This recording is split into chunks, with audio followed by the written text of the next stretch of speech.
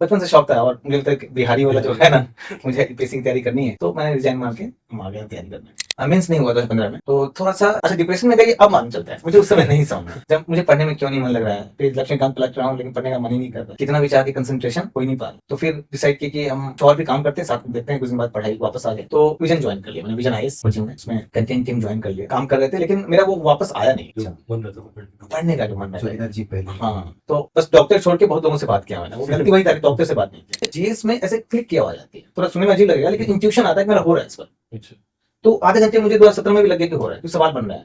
तो हम सीधे मुखर्जी नगर में आए, पता लगाए, कोचिंग ज्वाइन किए। उस समय बस ये था प्रॉब्लम कि हिंदी में मटेरियल का बड़ा दिक्कत था, भयानक दिक्कत। मतलब अभी वो दिक्कत नहीं है, अभी नहीं, अभी वो दिक्कत नहीं। ट्रांसलेशन जो कोचिंग वाले करते हैं ना, बहुत अच्छा करते हैं, ये दिक्कत वाली बात है। क्यों? क्योंकि यूपीएससी ऐसा ट्रांसलेशन नहीं करता, और हमें आदत है कोचिंग वाला ट्रांसलेशन का। यूपीएससी में गूगल ट्रांसलेशन हो जाता है, जैसे कि लैपटॉप है तो उसको लिख के आया, लैप है, टॉप तो गोली कंप्यूटर, टैबलेट है गोली कंप्यूटर। मैं विजन में काम करता हूँ, इसलिए मैं यहाँ विजन का नाम नहीं ले रहा हूँ। विजन ने एक बहुत बड़ी क्रांति की है, उस चीज के लिए मैं ऑलवेज अप्रिशिएट करता हूँ विजन को। इंग्लिश मीडियम में जो विजन का क्वालिटी मटेरियल बनता है, और आपको पता है कि अभी मटेरियल किसका चलता है, आज विजन का चलता है इंग्लिश मीडियम में। इसका जो क्वालिटी मटेरियल बनता है, उसका बहुत ही शानदार ट्रांसलेशन हिंदी मीडियम में होता है। आप जो बेहिचक इंग्लिश मीडियम में जो ऑप्शन ले सकते हो, बेहिचक हिंदी मीडियम में नहीं ले सकते। जैसे कि एंथ्रो है, सोशियो, सोशियो कितना बच्चे, बहुत सारे बच्चे ले, हिंदी मीडियम में ऑन पेपर तो ले सकते हो, ऑब्वियसली यूपीएससी अलाउ करता है, लेकिन ना उसका कोई टीचर है ढंग का, ना कोई सपोर्ट सिस्टम है, ना कोई आपको पीयर ग्रुप मिलेगा, ना कोई एलुमनाई मिलेगा, ना कोई टेस्ट, कुछ सपोर्ट सिस्टम आपको सोशियो का, एंथ्रो का, पबैट का,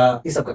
सबसे पहला चीज होता है कि उसका सपोर्ट सिस्टम है कि नहीं। दूसरा चीज कि उसका सिलेक्शन है। हो सकता है कि किसी सब्जेक्ट का सपोर्ट सिस्टम या तो इंग्लिश मीडियम या हिंदी मीडियम में हो, लेकिन सिलेक्शन ही नहीं। आप यहाँ क्रांति करने नहीं है, आप सिलेक्शन लेते हैं। हमारे मन में होता है नहीं, कोई नहीं निकाल पाया, मैं निकाल के दिखाऊंगा, फिर लगे रह जाओगे। कोई स्टूडेंट को मैं बोल दूंगी पीवाईक्यू का एनालिसिस करो, लेकिन वो कर नहीं पाएगा, इतना आसान नहीं है। आपको बैठना पड़ता है और आपको समझ में आना चाहिए कि जैसे कि मुझे उस समय, आज बच्चे करते हैं लेकिन मुझे उस समय रियलाइज हो गया कि मैं पीवाई क्यों एनालाइज कर रहा हूँ, तो A B C D B option है, तो C D A C D option को भी एनालाइज करना है। जैसे फॉर एन एग्जांपल कि पूछा है कि सी काउ क्या है, उसमें 4 ऑप्शन, उसमें एक ऑप्शन है आपका डुगोंग। अब बच्चे को 3 ऑप्शन भी किसी पशु पक्षी के नाम है, आपको देखना पड़ेगा कि क्या है वो, शायद उस नाम से सवाल पूछते हैं। आज जब मैं बच्चों को गाइड करता हूँ, इस बार भी अभी 15 दिन बाद रिजल्ट आने वाला है, और मैं 9 बच्चों को गाइड कर रहा हूँ। ऐसे तो बहुत सारे बच्चों को गाइड करता हूँ, लेकिन 9 बच्चों का प्रीलिम्स हुआ था, हिंदी मीडियम की बात कर रहा हूँ, जिसमें से 7 बच्चे का मेंस हुआ है। जो आईएएस ऑफिसर आपको सोशल मीडिया पे ना दिखे, मतलब समझे अच्छा काम कर, ओके, उसमें रहती है एक फिल्टर आप ये समझ सकते हैं। जो एथिक्स में हम लोग पढ़ते हैं एनोनिमिटी का, अगर कोई इस जमाने में एनोनिमस है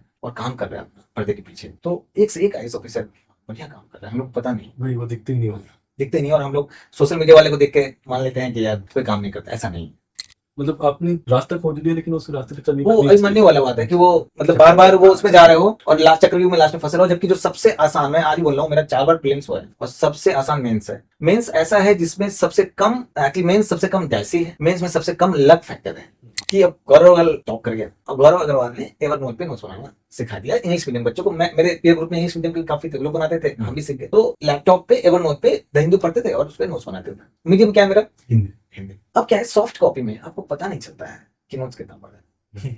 मैं सारे स्टूडेंट्स को बोलता हूँ कि first attempt is the best attempt. और किसी बच्चे का अगर तैयारी नहीं होता किसी कारण से, तो रोको रोको, वो नहीं देना। तो ओआरएन की कहानी बता रहा था। तो ओआरएन में लाइब्रेरी में बैठते थे, तो ओआरएन में कुछ भी हो, पीयर ग्रुप शानदार, आपको पता नहीं होता है कि बगल में आईपीएस तैयारी कर रहा है ना, कोई आईआईटी से है, कोई आईआईटी से है, कोई आईपी, कोई आईएम से है, कोई आईएएस का बेटा है, कोई बड़ा बिजनेसमैन का बेटा है। और एक्चुअली में हम लगभग केस में देखें बड़ा हम्बल लोग। मुखर्जी नगर में अलग स्थिति है, अगर कोई बड़ा फैमिली का है तो भोपाल में रह जाता है। एक असफल विद्यार्थी कुशल शिक्षक बनता है। तो बेसिकली कोई अगर सीरियसली अपने एक्सपीरियंस से बता रहा हो, तो उसमें जैसे कोई पहला अटेम्प्ट में अगर सिलेक्ट हो गया वो लड़का फर्स्ट अटेम्प्ट में, तो एक एवरेज स्टूडेंट को समझा नहीं सकता कैसे तैयारी कर। मुझे, मेरा पर्सनल व्यू है।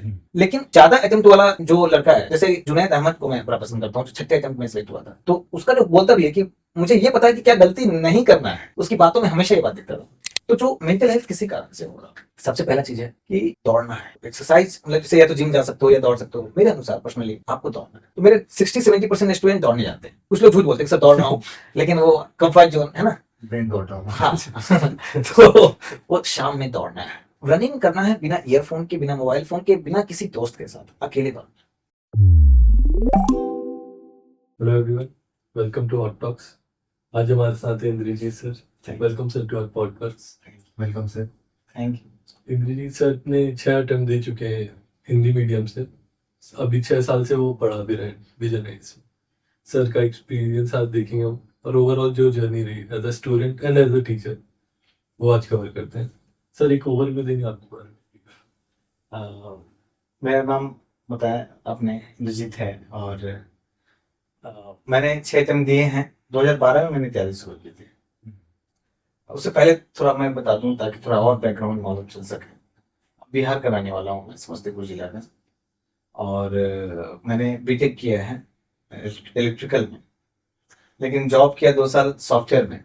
अच्छा। हाँ, पुणे में IBM में जॉब किया। तो बचपन से शौक था, और मुझे लगता है कि बिहारी वाला जो है ना, कि मुझे यूपीएससी की तैयारी करनी है, तो मैंने रिजाइन मार के हम आ गए हैं तैयारी करने। तो 6 अटेम्प्ट दिए, और 2012 में तैयारी शुरू किया। 13 में मेरा पहला अटेम्प्ट था, और 2020 में लास्ट अटेम्प्ट था। 4 मेंस लिखे हिंदी मीडियम से, एक भी इंटरव्यू नहीं दिया है। मतलब चारों मेंस में मेरा इंटरव्यू, मतलब मेंस क्लियर नहीं हुआ। और प्रीलिम्स बहुत इजीली होता था, बहुत। मतलब मेरा प्रीलिम्स में मतलब हाईएस्ट मार्क्स जीएस में 145 गए हैं। 145। इसमें तो मतलब फॉरेस्ट भी सारा क्लियर। हाँ, सारा क्लियर। और ऊपर के थोड़े मार्क्स आप दूसरे को भी दे सकते दूसरे को भी दे सकते हैं। और जब मुझे पहला अटेम्प्ट दिया था ना, उसमें सीसेट के मार्क्स जुड़ते थे 13 में। तो उसमें लोग क्या था, रात दिन सीसेट पढ़ते थे, क्योंकि उसमें ऑब्वियसली आप 180 दो मतलब 190 ला सकते हो, 150 ला सकते हो। और जीएस में कितना ही पढ़ो तो 120 के ऊपर नहीं आएगा, तो ऑब्वियसली सीसेट ज्यादा पढ़ना है। तो हम लोग सीसेट की खूब तैयारी करते थे। तब भी मेरे जीएस में 120 नंबर थे। अच्छा, मतलब सी साइड पे इतना फोकस करने के बाद। हाँ, जीएस में। और लोगों के जीएस में 80 85 90 ऐसे होते थे मार्क्स। तो जीएस का तो मतलब प्रीलिम्स का मैंने वो डिकोड कर लिया था कि कहाँ कैसे सवाल पूछता है। और उसके बाद क्या हुआ, 2015 में जब तीसरा अटेम्प्ट था, और पढ़ाई अच्छे से कर रहे थे, लेकिन कुछ मुझे लगा कि डिप्रेशन में हम चले गए 3 अटेम्प्ट के बाद। अच्छा। मेंस नहीं हुआ 2015 में, तो थोड़ा सा अच्छा डिप्रेशन में गई। अब मालूम चलता है, मुझे उस समय नहीं समझ में आया। जब मुझे पढ़ने में क्यों नहीं मन लग रहा है, फिर लक्ष्मीकांत पलट रहा हूँ लेकिन पढ़ने का मन ही नहीं कर रहा है, कितना भी चाह के कंसंट्रेशन हो ही नहीं पा रहा। तो फिर डिसाइड किए कि हम कुछ और भी काम करते हैं, साथ में देखते हैं। कुछ दिन बाद पढ़ाई वापस आ गए, तो विजन ज्वाइन कर लिया मैंने, विजन IAS कोचिंग में। उसमें कंटेंट टीम ज्वाइन कर लिए, काम कर रहे थे, लेकिन मेरा वो वापस आया नहीं, जो मन रहता है। पढ़ने का जो मन जो रहता है। एनर्जी पहले। हाँ, तो और मतलब बस डॉक्टर छोड़ के बहुत लोगों से बात किया मैंने। वो गलती वही था कि डॉक्टर से बात नहीं किया। कोई बुराई नहीं है। डॉक्टर है उसमें साइकोलॉजिस्ट में। हाँ हाँ, साइकोलॉजिस्ट से बात करना था मुझे, मेंटल हेल्थ को लेके। मतलब अब बहुत एहसास होता है कि मेंटल हेल्थ का ही प्रॉब्लम था वो। और इधर विजन में अच्छा जा रहा था। 17 से धीरे धीरे धीरे आगे बढ़ने लगे, और पढ़ाने भी लगे। 2017 में मेरा चौथा अटेम्प्ट था, और मैं आपको बता चुका हूँ मुझे पढ़ने में बिल्कुल मन नहीं था। और उस समय इधर ही हम पटेल नगर में यहाँ पे रहते थे। अच्छा। तो बिना पढ़े ऐसे ही एग्जॉस्ट करने के लिए गया अटेम्प्ट। मतलब उसके पहले, हाँ, 17 मुझे ये भी याद है कि सत्यम सिनेमा में मूवी देखने आए थे, लेकिन पहले फ्रस्ट्रेट हो गए, पढ़ने में मजा ही नहीं आता। लेकिन प्रीलिम्स में जो पहले जो काम किया हुआ था ना, जो डिकोड किए होते कि ऐसा सवाल पूछता है, तो मुझे जीएस में ऐसे क्लिक की आवाज आती है। थोड़ा सुनने में अजीब लगेगा, लेकिन इंट्यूशन आता है कि मेरा हो रहा है इस पर। अच्छा। तो आधे घंटे में मुझे 2017 में भी लग गया कि हो रहा है, कि सवाल बन रहा है। तो उस बार भी कट ऑफ गया था। मुझे याद है जहां तक 107 या 8 के आसपास 2017 में मेरे 112 नंबर थे बिना पढ़े। हाँ, तो मुझे लग गया कि हो रहा है। फिर से जो मेंस की तैयारी करने लगे, और मेंस में क्या है ना, answer writing is most important. तो आंसर राइटिंग में असली पढ़ाई चाहिए, मतलब आपको पेशेंस चाहिए, आपको दिमाग लग रहा है, मन लगाना है। सिर्फ इंट्यूशन से नहीं होता। ट्यूशन से नहीं होता है। और बहुत बुरा हुआ मेरा मेंस, बहुत बुरा हुआ।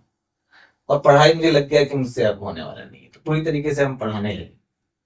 तभी 2 अटेम्प्ट बचे हुए थे। तो एक लालच जो होता है यूपीएससी एस्पिरेंट का, वो एक जाल होता है जो माया। चाल माया जाल, कहीं देना है, लालच कहीं बड़ी बड़ा है वो बोल के ना, हाँ, लालच कि बड़ी- कब हो जाए, कब मन लग जाए। तो 2019 में बैठे तो प्रीलिम्स नहीं। तो ये भी है कि भाई बिना पढ़े कब तक निकालोगे। करेंट चेंज हो रहा है, सब कुछ चेंज हो रहा है। और एज ए आप कितना भी पढ़ा रहे हो, लेकिन एज ए स्टूडेंट अलग होता है पढ़ाई। हमेशा ध्यान रखें। उसके बाद जब 2020 में लिटरली एग्जॉस्ट करने गए हम, जब कि खत्म करो ये तमाशा, मतलब और मेरा लास्ट मतलब 32 साल एज हो रहा था, होने वाला था, और साथ में लास्ट अटेम्प्ट था फाइनल शोडाउन के लिए कि तैयार। हाँ कि भाई बस जाओ दे के भाग आओ। मैं तो ये भी प्लान था कि पहले जीएस के बाद भाग आएंगे, सीसाइड नहीं है। सीसेट भी नहीं देंगे, कहाँ होना है, 19 में नहीं हुआ। पढ़े हुए मैं 2015 में लास्ट मैंने पढ़ाई करी है एज ए स्टूडेंट, पढ़ाने के लिए तो मैं बहुत पढ़ रहा था। अब क्या हुआ कि फिर से आवाज आ गया जब पेपर में बैठे तो जीएस में अरे हो रहा है, और सच में वो इंट्यूशन आता है मुझे कि हो रहा है। 2019 में नहीं आया था वो आवाज। फिर अब हुआ कि भाई सीसेट तो ठीक से देना है जब मुझे लगा कि भाई जीएस निकल सकता है तो सीसेट तो ठीक से देना है। लेकिन वो तो आपका पहले से स्ट्रॉन्ग था, क्योंकि आपने आई थिंक नहीं, मेरा प्लान था, ये भी था ना कि अगर अच्छा नहीं किया जीएस तो भाग आएंगे हम। अच्छा हाँ। अच्छा इनको एग्जॉस्ट करके खत्म करके भाग आएंगे, बीच में कौन धूप में 3 घंटे रहे, है ना। लेकिन लग गया कि नहीं यार जीएस तो ठीक है तो क्यों भागना है। तो 19 में सॉरी 20 में फिर सीसेट में अच्छे से दिए, तो फिर से प्रीलिम्स हो गए। मेरे भैया हैं तो भैया पूछते हैं हमेशा किंदर आवाज आया क्या तुमको तो हाँ भैया थोड़ा पीटी हो रहा है। तो प्रीलिम्स फिर से हो गया, फिर से हम उसी मतलब बिल्कुल नहीं पढ़ पाए, साइकिल। हाँ साइकिल जो होता है, और बिल्कुल नहीं राइटिंग प्रैक्टिस किए, बहुत प्रयास, ऐसे नहीं ट्राई नहीं किए, बहुत प्रयास किए, लेकिन हमको समझ में आ गया कि नहीं हमसे नहीं होने वाला वो पढ़ाई, कुछ भी कारण हो।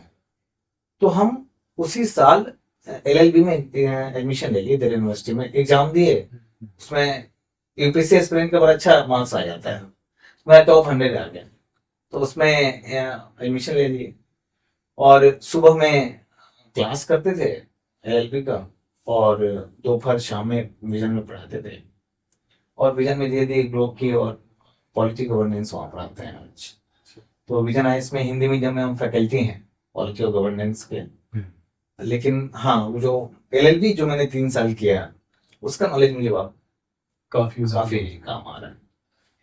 तो बीटेक जो किया था वो तो ऐसे ही किया, मतलब मुझे नहीं पता था मुझे इंजीनियर क्यों बनना है, जैसे सब मुझे लगता है सबके साथ यही दिक्कत है, कोई मुझे पूछता भी कि बीटेक क्यों किया, तो मैं बोलता हूँ कि मेरे भैया ने किया इसलिए वो मैंने तो एक साइकिल का प्रोसेस है ना कि 12th करो फिर बीटेक करो खास फिर उसके बाद हाँ start करो। वो मैंडेटरी होता है, फिर Mandatory। उसके बाद डिसाइड करना होगा। हाँ। लेकिन वहां पे एलएलबी किए तो उसमें ये चीज हो गया कि पढ़ने में मजा आता था, मतलब बहुत मेरा अटेंडेंस काफी कम होता था, क्योंकि मुझे यहाँ पे पढ़ाना भी होता था विजन आईएएस में। तो मैं टीचर को बोलता था कि आप मुझे अटेंडेंस दो, मैं क्लास लूंगा, मतलब मेरा क्लास लूंगा, कुछ क्लास लूंगा आपका कॉन्स्टिट्यूशन का या कोई भी। तो वो क्लास में वहाँ काफी मैंने लिया दिल्ली यूनिवर्सिटी में, अच्छा वहाँ पे पढ़ाया भी है। मतलब ऐसे नहीं अजय मतलब जैसे होता है ना कि ये टॉपिक आप समझाओ, हाँ। लेकिन मेरा शर्त होता था कि मुझे अटेंडेंस अटेंडेंस दो, मेरा लगाओ। कि वहाँ पे क्राइटेरिया है 75% का। बहुत कॉलेज में हाँ, और मैं उनको जाके बोलता था फैकल्टी को कैसे से मैं पढ़ाता हूँ यूपीएससी कोचिंग में, तो थोड़ा उनको अच्छा लगता था, तो लेकिन मुझे पढ़ाने दो सर, तो क्यों अटेंडेंस चाहिए, नहीं तो दूसरे बच्चों को ना वो बनवा देते वो असाइनमेंट, असाइनमेंट्स में। तो मुझे वो बहुत बोरिंग, मतलब खुद अपने लिए नहीं कभी पढ़ पाए लिख पाए तो मुझे लगा कि मुझे क्लास मिला तो मैं खूब क्लास लिया वहाँ पे। सर आपने जैसे बोला कि आपने 6 अटेम्प्ट में 4 मेंस लिखे और प्रीलिम्स को आपने डिकोड कर दिया था। अभी प्रीलिम्स काफी डिफिकल्ट होते जा रहे हैं स्पेशली सी साइड के साथ, और हिंदी मीडियम बच्चों को हमेशा एक ट्रांसलेशन की एक प्रॉब्लम होती है इस हिंदी मीडियम में और सी साइड में भी। तो आप क्या बोलोगे स्टूडेंट्स के पर्सपेक्टिव से कि आज के टाइम में कैसे टैकल करेंगे? एक तो जब हम तैयारी करने आए थे जब यूपीएससी का, तो एज ए हिंदी मीडियम हम इंग्लिश मीडियम को हेट करते थे, इंग्लिश भाषा को।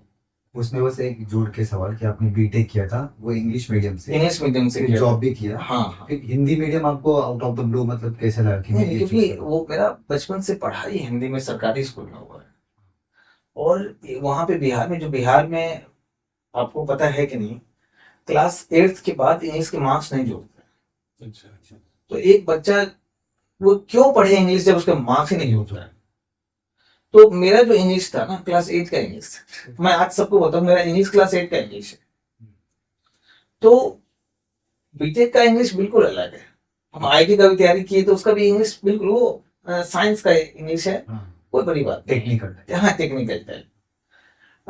कॉलेज में भी हमको इंग्लिश बोलने में बहुत दिक्कत होता, तो इंग्लिश बोलना वहाँ सीखा, और वो भी बहुत अच्छा नहीं सीख पाए हम। लेकिन कैंपस हो गया आईबीएम में, इंग्लिश बोलना जो भी सीखे उससे 4 साल यही प्रयास किए काम चलो। लेकिन कभी हमको आज भी इंग्लिश में वो अंदर से कॉन्फिडेंस नहीं आता, ये है सच्चा। जितना कॉन्फिडेंस मुझे हिंदी में आता है। आज हमारा आपका कन्वर्सेशन इंग्लिश में चल रहा होता तो शायद मुझे लगता है कि इसी का टेम्परेचर बहुत कम करना पड़ता है, पसीने निकल गए हमारे तो अंदर से जो आवाज ये आता बोलते हो। है, हाँ, तो हिंदी में। तो वहां पे हम जब डिसीजन ले रहे थे कि मुझे किस भाषा में तैयारी करना है, आईबीएम में ही थे 1-2 लोग और डिजाइन मार के आने वाले थे, तो वो लोग तो इंग्लिश मीडियम वाले थे, मैं भी इंग्लिश में सोचा। लेकिन वो खुद बोले, उन्होंने होमवर्क किया था कि हिंदी में भी तैयारी होती है, मुझे ये भी नहीं पता था कि हिंदी में तैयारी होती है। तो हम सीधे मुखर्जी नगर में आए, पता लगाए, कोचिंग ज्वाइन किए। और उस समय बस ये था प्रॉब्लम कि हिंदी में मटेरियल का बड़ा दिक्कत था, भयानक दिक्कत। मतलब अभी वो दिक्कत नहीं है, अभी वो दिक्कत नहीं। अब रहा ट्रांसलेशन का इशू। ट्रांसलेशन जो कोचिंग वाले करते हैं ना, बहुत अच्छा करते हैं, ये दिक्कत वाली बात है। क्यों? क्योंकि यूपीएससी ऐसा ट्रांसलेशन नहीं करता है, और हमें आदत है कोचिंग वाला ट्रांसलेशन का। यूपीएससी में गूगल ट्रांसलेशन हो जाता है, जैसे कि लैपटॉप है तो उसको लिख के आया, लैप है, टॉप तो गोली कंप्यूटर, टैबलेट है गोली कंप्यूटर। सर उसका रिव्यू नहीं होता काफी से रिव्यू ढंग से नहीं होता, वो सरकारी काम तो आपको आदत वो डालना पड़ेगा। और सबसे इम्पोर्टेंट चीज है कि पहला अटेम्प्ट के बाद हम जो टेक्निकल टॉपिक था, जैसे कि साइंस टेक, जैसे कि इन्वायरमेंट, जैसे कि इकोनॉमिक्स, इसके क्वेश्चन इंग्लिश में पढ़ते थे। हाँ, पहले टाइम में तो पूरा हिंदी में ही ये था, लेकिन उसके बाद हमको ये समझ में आया कि इंग्लिश में, मैं पेपर भी न्यूज़पेपर द हिंदू लेता था, कुछ दिन बाद 6 महीने मुझे बहुत दिक्कत हुआ पढ़ने, लेकिन जो आदत लगातार रहा तो मुझे वो इतना आ गया टेक्निकल। मतलब आप प्योर हिंदी मीडियम से हो तब भी आपको हाइब्रिड करना पड़ा। तब तो ज्यादा मेहनत करनी पड़ी क्योंकि कुछ मटेरियल भी नहीं था, तो उसमें जो इन्वायरमेंट जैसे आप लोग पढ़ते हैं आज भी, शायद शंकर आईएएस का, उस समय मैं शंकर आईएएस 2013 में पढ़ता था, 13-14 है ना। उसके बाद जो आपका ये खासकर न्यूज़पेपर के साथ बड़ा इशू है, हिंदी में एक न्यूज़पेपर ढंग का नहीं, मतलब इंडियन एक्सप्रेस द हिंदू का कोई टक्कर ही नहीं। ये अगर हिंदी वाले सुन रहे तो उनके लिए एक अपॉर्चुनिटी अच्छी है कि भाई एक अच्छा यूपीएससी का नहीं, सीरियसली। मतलब मैं हिंदी वालों को यही बोलना चाहता हूँ कि डाउन द लाइन इंग्लिश आपको जीवन में कभी ना कभी तो सीखना ही है, चाहे आप कुछ भी कर लो। आप सिलेक्ट हो ना हो, जीवन के लिए इंग्लिश बड़ा इंपॉर्टेंट है। तो हम लोग के अंदर एक भावना होता है, अरे नफरत ना करो, और कोई भी भाषा से प्यार ही करना है तो इंग्लिश से भी करना है, और इंग्लिश भी सीखना है। मैं इवन सारे हिंदी मीडियम को हमेशा ये बोलते हैं इस बात पे कि फ्यूचर में आप अपने बच्चे को किस मीडियम में स्कूल में भेजोगे। जैसे फ्यूचर में मैं अपने बच्चे को भेजूंगा इंग्लिश, चाहे कितना भी क्रांति नहीं करना है, मुझे अपने बच्चे को इंग्लिश मीडियम में ही भेजना है। और ये आप भी जानते हैं, रियलिटी है। तो आपको इंग्लिश सीखना चाहिए। इसका बिल्कुल मतलब ये नहीं है कि हिंदी मीडियम में तैयारी नहीं कर सकते।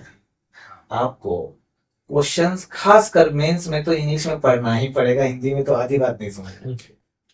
हमारे अभी पॉडकास्ट में आई थी IITS ऋचा रत्नम मैम, तो उनकी पढ़ाई मतलब इंग्लिश मीडियम से हुई है, लेकिन वो हिंदी में कंफर्टेबल थी तो हिंदी मीडियम से एग्जाम दे के निकाला उन्होंने। इवन जितने लोग, जैसे मैं काफी बच्चों को गाइड करता हूँ, फैकल्टी हूँ साथ में, बहुत बच्चों, मुझे बहुत पसंद है नए लोगों से मिलना, बच्चों से मिलना। तो आप बिलीव नहीं करोगे, डेली मिनिमम 5 घंटा मैं या तो फोन पे या पर्सनली बच्चों से मिलता हूँ, बात करता हूँ।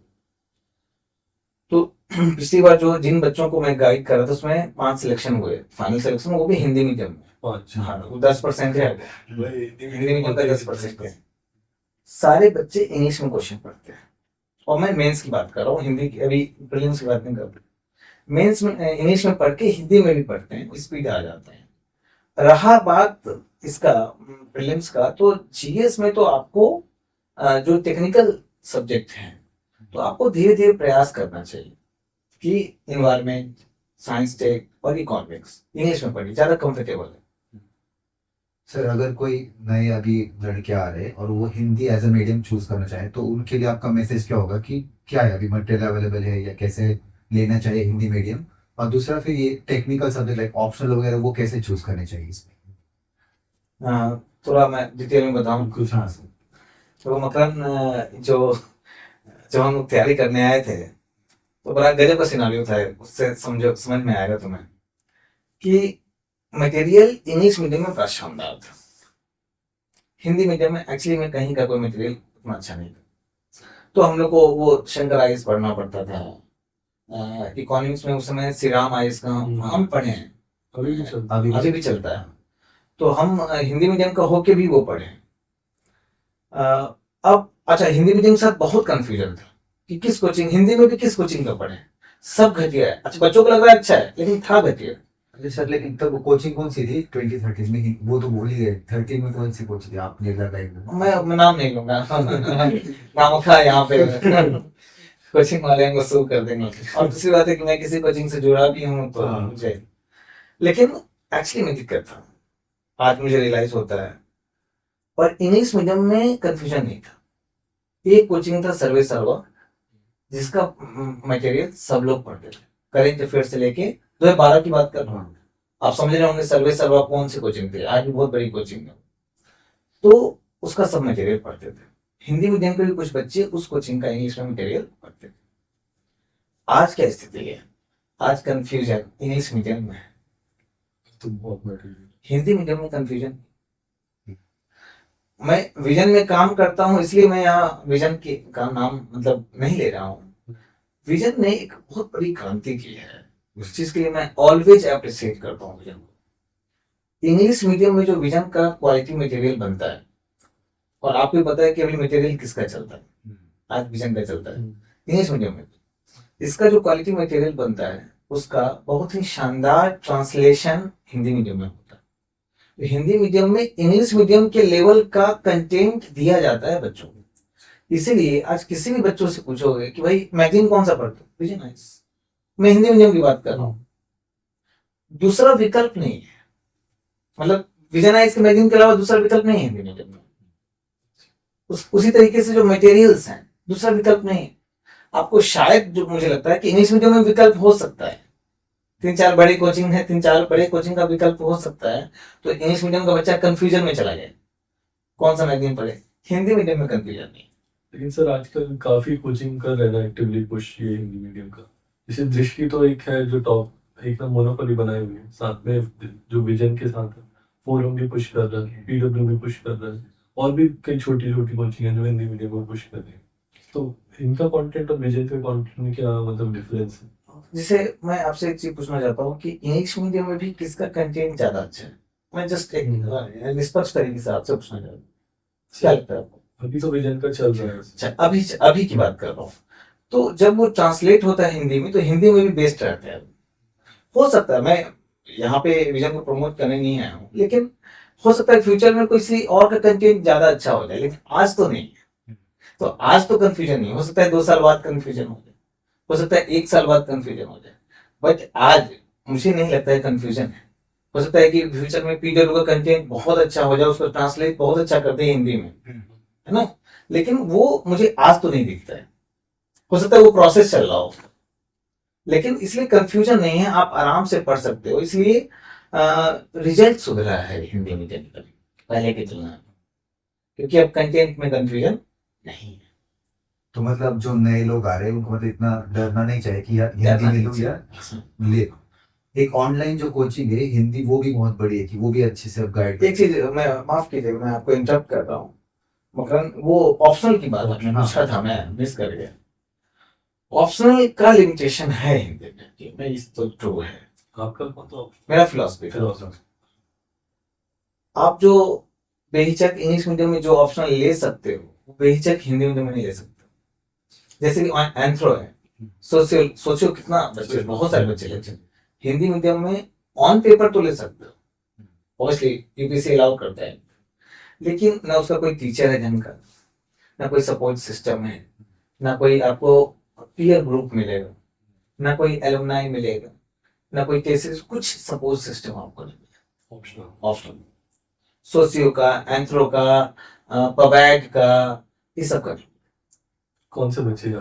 तो बचा क्या, जैसे हिंदी लिटरेचर है, अभी तो सबसे अच्छा PSIR चल रहा है, जी हिस्ट्री चल रहा है, हिंदी लिटरेचर है, संस्कृत लिटरेचर है, इसी प्रकार से आप मैथिली लिटरेचर ले सकते हैं। मेरे 2 स्टूडेंट अभी मैथमेटिक्स, ऑब्वियसली अब अच्छी बात है कि इंग्लिश में लिख सकते हैं, तो उनका मैथमेटिक्स बैकग्राउंड है, बहुत अच्छे मैथमेटिक्स में है, लेकिन हिंदी मीडियम के हैं, तो उनका ऑप्शनल मैथमेटिक्स है। तो जो 5 जो सिलेक्शन हुए थे उनमें से 2 मैथ्स थे और बाकी के उसमें 2 मैथ्स थे, 2 फिलोसफी है। अच्छा, मैथ्स 1 है, 2 लोग का ये है, मतलब मैथमेटिक्स ऑप्शनल, उसमें 1 का सिलेक्शन नहीं हुआ। अच्छा मैं सिलेक्टिव कैंडिडेट की बात करूँ, एक मैथ्स है, एक फिलोसफी है, आपका 2 हिंदी लिटरेचर है, एक हिस्ट्री है, सॉरी PSIR है, PSIR। सर आपने भी फिलोसफी की प्रिपरेशन की, तो फिलोसफी कैसे आपने अप्रोच किया था? फिलोसफी हिंदी मीडियम में टीचर ठीक है, और काफी इंटरेस्टिंग सब्जेक्ट है। मतलब फिलोसफी में एक सेमिनार में बैठे तो मुझे इतना पसंद आ गया उसका सिलेबस, और उसको फिलोसफी को मैंने ले लिया, लेकिन वो तरीका गलत है। मुझे लगता है कि किसी को अगर ऑप्शनल चूज करना है तो काफी होमवर्क करना है। भाई हम टेक्निकल बैकग्राउंड से आते हैं, कोई राइट्स वगैरह बताते तो हम क्या बात है ना, ये पहली बार पता चला फंडामेंटल राइट होता है, ये होता है, ये DPS पैट्रियार्की की चीज होती है क्या कुछ, मुझे लगा अच्छा पैट्रियार्की में ये होता है, और सोसाइटी में वो चीज देखते हैं। डॉक्टर अम्बेडकर के बारे में कोई बताता है तो अरे इतना रैशनल आदमी, और हम उनके बारे में जानते नहीं थे, मैं यही सब्जेक्ट पढ़ूंगा। हाँ, तो वही ये अप्रोच होना चाहिए या मार्क वाला अप्रोच? नहीं, तो बेसिकली आपको होमवर्क काफी करना है, मतलब हड़बड़ाहट नहीं होना चाहिए कि मुझे ये लेना है, ये लेना है। सबसे पहला चीज होता है कि उसका सपोर्ट सिस्टम है कि नहीं, दूसरा चीज कि उसका सिलेक्शन है कि हो सकता है कि किसी सब्जेक्ट का सपोर्ट सिस्टम या तो इंग्लिश मीडियम या हिंदी मीडियम में हो, लेकिन सिलेक्शन ही नहीं। आप यहाँ क्रांति करने नहीं आए, आप सिलेक्शन लेते हैं। हमारे मन में होता है कि नहीं कोई नहीं निकाल पाया, मैं निकाल के दिखाऊंगा, नहीं, फिर लगे रह जाओगे। बेहतर है कि आपको देखना है कि पिछले साल या 2-3 साल में एवरेज कितने लोग सिलेक्ट हुए। अगर हिंदी मीडियम में 2-3 भी सिलेक्ट हो रहे हैं, हिंदी मीडियम के हिसाब से अच्छा रेशियो, 2-3 भी सिलेक्ट हो रहे हैं, सपोर्ट सिस्टम है, तो आप जा सकते हो और आपको इंटरेस्ट लग रहा है। सर ये इन्फॉर्मेशन मिलेगी कहाँ से? जैसे इंग्लिश मीडियम में बहुत से टॉपर हैं जो बता देते हैं कि ऐसा ऐसा है, हिंदी मीडियम के इतने टॉपर वैसे रहते नहीं है, रहते तो उनकी आवाज़ भी बहुत कम है कि टॉप 50 या 100 के टॉपर नहीं जाते, तो बहुत कम रहते हैं हिंदी मीडियम में। तो ये जो रिसोर्सेज हैं इनका एक्सेस कैसे मिलेगा? या सर भी लाइक बता सकते हैं कि अभी जिसका सपोर्ट सिस्टम और मार्क्स किसमें अच्छा है? हाँ, वही मैं बता रहा हूँ कि एक तो टॉपर्स जो बोल रहे हैं वो सेकेंडरी है, पहले आप ये देखो यूपीएससी, तो यूपीएससी का तैयारी करने आप आ रहे, बेसिक लेवल का होमवर्क करना बहुत जरूरी है। सिर्फ रील देख के इन्फ्लुएंस हो जाना नहीं चाहिए, सच बता रहे अच्छा मतलब वो ठुकरा के मेरे पास प्यार वाला नहीं करने हाँ, आपको देखना है, होमवर्क करना है। ठुकरा के मेरा प्यार का ही माहौल है तो उसके बाद भी होमवर्क करो, क्योंकि आप सिलेक्ट होने आ रहे हो, इसमें मतलब काम लेने आ रहे हो। इसलिए मतलब वही ना, मतलब सपोर्ट सिस्टम, मार्क्स किसमें आ रहे हैं आपके, या सिलेक्शन हुआ है कि नहीं, सिलेक्शन हुआ है, अच्छे टीचर हैं कि नहीं, है ना, कोई पीयर ग्रुप है कि नहीं। मतलब मेरा तो अब एक्सपीरियंस ये है कि पीयर ग्रुप सबसे बड़ा फैक्टर है सिलेक्शन होने का, नंबर 1 फैक्टर। कोचिंग से बड़ा फैक्टर है, फैकल्टी से बड़ा फैक्टर है, वो है पीयर ग्रुप। सही बोलते हैं ना कि अगर आपके जो दोस्त फ्रेंड सर्कल रहता है वो काफी इम्पैक्ट, अगर वो सब बड़ा सोचते हैं तो आप भी बड़ा सोचोगे। संगत से गुण होता है, संगत से गुण जाता है। सो इसमें सर हम बैक टू द आपके, मुझे प्रीलिम्स की जर्नी के बारे में क्वेश्चन पूछना है। आपने कहा था कि आपने डिकोड कर दिया, कि कैसे? तो ये जो डिकोड जो होता है वो कैसे किया था, कुछ ट्रिक है क्या जो बताना चाहते हैं? नहीं, ऐसा कोई ट्रिक नहीं है, सब लोग। आपने उतना हार्डवर्क किया था कि आपको पता चल गया था? हार्डवर्क तो किया था, अब मैं बताता हूँ उसमें थोड़ा सा। एक तो है कि उस समय जब जिस कोचिंग को मैंने ज्वाइन किया था वहाँ टेस्ट वीकली होता था, और हम रात दिन क्रॉनिकल का पीछे खेल कूद ये सब पढ़ते रहते थे, है ना, किसको कौन सा पदक मिला, क्या हुआ, और वहां पे मार्क्स आते थे, क्योंकि वहां यही सवाल पूछा जाता था। हाँ तो मेरे इसमें हॉस्टल में एक बंदा था, तो कभी कभी आता था मेरे रूम में, "ये क्या पढ़ रहे हो?" बोले, अरे कल टेस्ट है, और किसको क्या ओलंपिक में मेडल मिला और ये मिला, किसका 100 सेंचुरी हुआ, ये सब पढ़ना। पागल है क्या? पीवाई क्यों देखो, कभी नहीं पूछता। नहीं कोचिंग में तो पूछ रहा है, तो कोचिंग तुम्हारा यूपीएससी का एग्जाम लेगा या यूपीएससी लेगा, उसका पीवाई क्यों देगा?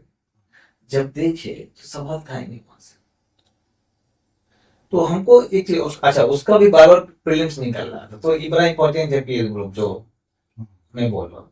उसने कहा कि आप पीवाई क्यू एनालाइज करो, और मजेदार बात है कि अभी तो काफी लोग पीवाई क्यू एनालाइज करते हैं, उस समय कोई नहीं करता था, हाँ कोई नहीं करता था। पूरा इंडिया बुक, लोग इंडिया ईयर बुक पढ़ मोटा मोटा पढ़ के जाते थे, है ना। हाँ तो वो बोला पीवाई क्यू एनालाइज करो, तो तुमको वो हिंट मिलेगा कि कैसे क्वेश्चन बनते हैं। मैंने पीवाई क्यू जम के एनालाइज किया, और वो जो ट्रेंड एनालिसिस होता है कि 25 साल का, बढ़िया से एनालाइज किया कि भाई किस टॉपिक में कैसे सवाल पूछता है। जैसे कि हम कुछ भी कोई भी आर्टिकल याद कर लेते थे, मतलब आर्टिकल जो आपके कॉन्स्टिट्यूशन के हैं, फिर पीवाई क्यू में देखिए कि आर्टिकल पूछता ही नहीं। ठीक है, कोई जैसे भी कुछ दिन पहले जैसे पूछा था इसके बारे में, कंप्लीट जस्टिस के बारे में आर्टिकल, लेकिन वो सब रेयर है और जो बहुत चर्चा में है, लेकिन कॉमन आर्टिकल। Common articles. अब डीपीएसपी में कोई आर्टिकल नहीं पूछेगा, डीपीएसपी में क्या है अंदर वो चीज पूछ देगा, या फंडामेंटल ड्यूटी में अंदर क्या लिखा वो पूछ देगा, आर्टिकल्स नहीं पूछेंगे कि 51A 1 का है, 2 का है, 3 का, इतने जरूरत नहीं। और हम कुछ भी पढ़ते थे, तो पीवाई क्यू का डीप एनालिसिस किया। हमको एक आदमी बड़ा अच्छा बताया था उस समय, एक्चुअली वो लेट से बताया, लेकिन यही था, बोला था कि तुम तांगा वाला घोड़ा बनो। आज हम स्टूडेंट को उसका डायलॉग चिपका देते हैं, क्योंकि हमको खुद लेट से मतलब क्या हुआ इसका? तांगा वाला घोड़ा बनो, तो बोले क्या है, क्या आप बोल रहे हैं? तो देखो, तांगा वाला घोड़ा का आंख यहाँ होता है, उसका व्यू 180 डिग्री होता है, उसको पट्टा लगाया जाता है। अगर तुम पट्टा नहीं लगाओगे, तांगा पे बैठे हो, घोड़ा चल रहा है, बगल में चने का खेत, उतर जाएगा, एक्सीडेंट हो जाएगा। आपको प्रीवियस ईयर क्वेश्चन और सिलेबस दोनों का पट्टा लगाना है। वो जो 180 डिग्री व्यू है ना, उसको कम करके 15-20 डिग्री पे लाओ, और इस 15-20 डिग्री के व्यू इतना कम पढ़ना है और उसको 10 बार पढ़ना है। तो एक तो पीवाई क्यू का डीप एनालिसिस, दूसरा मेरा revision technique, prelims point of view से बोल रहा हूँ। रिवीजन टेक्निक ऐसा था कि मैं 7 से 8 रिवीजन करके जाता हूँ। तो ऐसे 100 सवाल में 25 से 30 क्वेश्चन नहीं कॉन्फिडेंट रहे, लेकिन बचे हुए जो कम से कम 60 क्वेश्चन, 55 क्वेश्चन हम अच्छा इंटेलिजेंट गेस मार पाते थे, क्योंकि पीछे जो इतना नंबर ऑफ रिवीजन होता था उसका बहुत फायदा। सर, ये नंबर ऑफ रिविजन हमने 5 to 6 10 बोला, तो उसके लिए आपके नोट्स भी बहुत बढ़िया होंगे, वो कैसे आपने? वो मैं बताता हूँ, लेकिन ये जो पीवाई क्यू मैं अभी बता रहा हूँ, तो जैसे कि कोई स्टूडेंट को मैं बोल दूँ कि पीवाई क्यू डीप एनालिसिस करो, लेकिन वो कर नहीं पाए, इतना आसान नहीं है। आपको बैठना पड़ता है, और आपको समझ में आना चाहिए कि जैसे कि मुझे उस समय, आज बच्चे करते हैं, लेकिन मुझे उस समय रियलाइज हो गया कि मैं पीवाई क्यू एनालाइज कर रहा हूँ, तो A B C D, B option है तो C D ऑप्शन को भी एनालाइज करना है। जैसे फॉर एन एग्जाम्पल कि पूछा है कि सी काओ क्या है, उसमें 4 ऑप्शन है, उसमें एक ऑप्शन है आपका डुगोंग। अब बचे हुए 3 ऑप्शन भी किसी पशु पक्षी के नाम है, आपको देखना पड़ेगा कि क्या है, वो शायद उस नाम से सवाल पूछते। मैसीर वाला है था जैसे। हाँ, अच्छा। तो मैंने ऐसे एनालाइज किया। तो जो 2015 का अटेम्प्ट था, उसमें जब हम बैठे, मेरा one of the best attempt था prelims point of, mains point of view से कोई अटेम्प्ट अच्छा नहीं था, मैं स्वीकार करता हूँ। तो 2015 का जो अटेम्प्ट था, उसमें पहला जब 20 मिनट या आधे घंटे हुए, उसमें मैंने 30 सवाल में 28 सवाल कर लिए, 29 तो मुझे डर लग गया कि कहीं गड़बड़ तो नहीं चल रहा है, कैसे सारा सवाल आ रहा है। लेकिन वो पीवाई क्यू एनालिसिस और 7-8 रिवीजन, जिस कारण से मैंने 96 क्वेश्चन अटेम्प्ट किए और मेरे मार्क्स 145 आए जो मैं पढ़ा था। तो वो जो पुण्य था, जिस कारण से बिना पढ़े भी आगे, जो आगे पाप किया, फिर भी मेरे प्रीलिम्स हो गए, तो उसका वही कारण है। अब आते हैं आपके बात पे, नोट्स पे। मैं इसमें प्रीलिम्स पॉइंट ऑफ व्यू से बहुत कम नोट्स बनाना है। आप जो एक जो सबसे इम्पोर्टेंट चीज है कि जैसे मान लो पॉलिटिक्स से लक्ष्मीकांत से ले लो, क्योंकि सब लोग जानते हैं इस बुक को। लक्ष्मीकांत आप पढ़े, अधिकतर क्लास में कोचिंग में टीचर बोलता है कि मेरा नोट्स पढ़ लो, इससे बाहर नहीं घुस। मैं 100 बच्चा से बात करता हूँ, 99 बच्चा यही बात बोलता है कि टीचर ये बोलता है। ये इस मतलब ऐसा नहीं टीचर खराब पढ़ा रहा है, अच्छा पढ़ा रहा है, माँ सरस्वती भी पढ़ाए ना आगे, और उनको लिमिटेड टाइम दिया जाए कि आपको 1 महीना में पॉलिटी खत्म करना है, नहीं पढ़ा पाएगी वैसा कि उसी के नोट से सवाल है। मेरी बात समझ में आ रही है? आपको बेसिक कॉन्सेप्ट्स पढ़ाए जाते हैं, तो उसके अलावा आपको पढ़ने पड़ते हैं लक्ष्मीकांत जो आप पढ़ते हैं, या कोचिंग का मटेरियल। अब ये पढ़ लिया आपने, आप सोचोगे कि मैं सवाल लगाऊं तो बहुत गलती करूं। तो अगला एक टेक्निक होता है रिवर्स इंजीनियरिंग का कॉन्सेप्ट, वो मैंने जबरदस्त तरीके से किया था। क्या होता है रिवर्स इंजीनियरिंग? जैसे कि फंडामेंटल राइट में मुझसे पूछा जाए कि भाई कौन से राइट्स भारतीय नागरिक के साथ साथ विदेशी नागरिक को भी मिलता है, विदेशियों को भी मिलता है।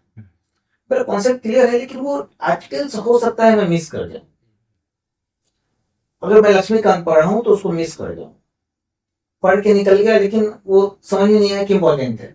जैसे सबसे मुझे आज भी याद है कि पूरा स्पेक्ट्रम पढ़ गए, मुझे ये समझ में नहीं आया कि तीनों जो राउंड चेयर कॉन्फ्रेंस हुआ था वो एक ही कॉन्फ्रेंस के 3 पार्ट थे। मुझे लगा अलग अलग चल रहा है, पढ़ते भी राउंड चेयर कॉन्फ्रेंस 1 2 3, एक ही कॉन्फ्रेंस के 3 पार्ट थे। ये मुझे भी आज ही पता चला। अच्छा, ये आपके आज भी पता चला? हाँ। और ये तब मालूम चला जब हम क्वेश्चन लगाए और गलत हुआ मेरा एक्सप्लेनेशन पढ़े। इसको बोलते हैं रिवर्स इंजीनियरिंग, कि क्वेश्चन खूब सारा लगा उस टॉपिक पे, और मॉक टेस्ट नहीं, वो भी आपको मैं डिस्क्लोज कर रहा हूँ। मॉक टेस्ट बाद का स्टेप है, पहले खूब सारा सवाल लगा उस पे, उस टॉपिक पे, और उसका एक्सप्लेनेशन जरूर पढ़ो, तब आपको समझ में आएगा कि अच्छा ये बात है। उल्टा जाना, एक बार ऊपर से पढ़ा और नीचे से रिवर्स इंजीनियरिंग कर। मैं सबको समझाता हूँ, जैसे गांव के रहने वाले हो आप नहीं नहीं, गांव में कभी रहे हो?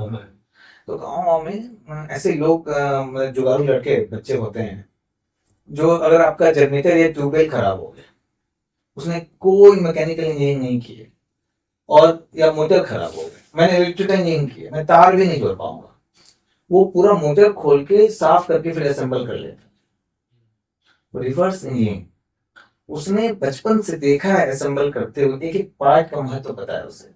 क्यों? आपको क्या करना है कि ऐसे बुक्स लेने आते हैं मार्केट में जो जैसे फंडामेंटल राइट है, तो उस पर 100 सवाल है। जैसे आर्टिकल 12 पे 5 सवाल है, आर्टिकल 13 पे 5 सवाल है, क्वेश्चन बैंक और विद एक्सप्लेनेशन। जो आर्टिकल 21 पे 10 सवाल है, तो अब उसके आगे पीछे दाएं बाएं सारा डायमेंशन कवर हो जाता है, तो आपका कोई भी सवाल आएगा आप कर लोगे। जैसे एक बुक आता है हिंदी मीडियम में, बहुत फेमस है, हिंदी मीडियम में कोई स्टूडेंट देख रहा होगा समझेगा, घटना चक्र।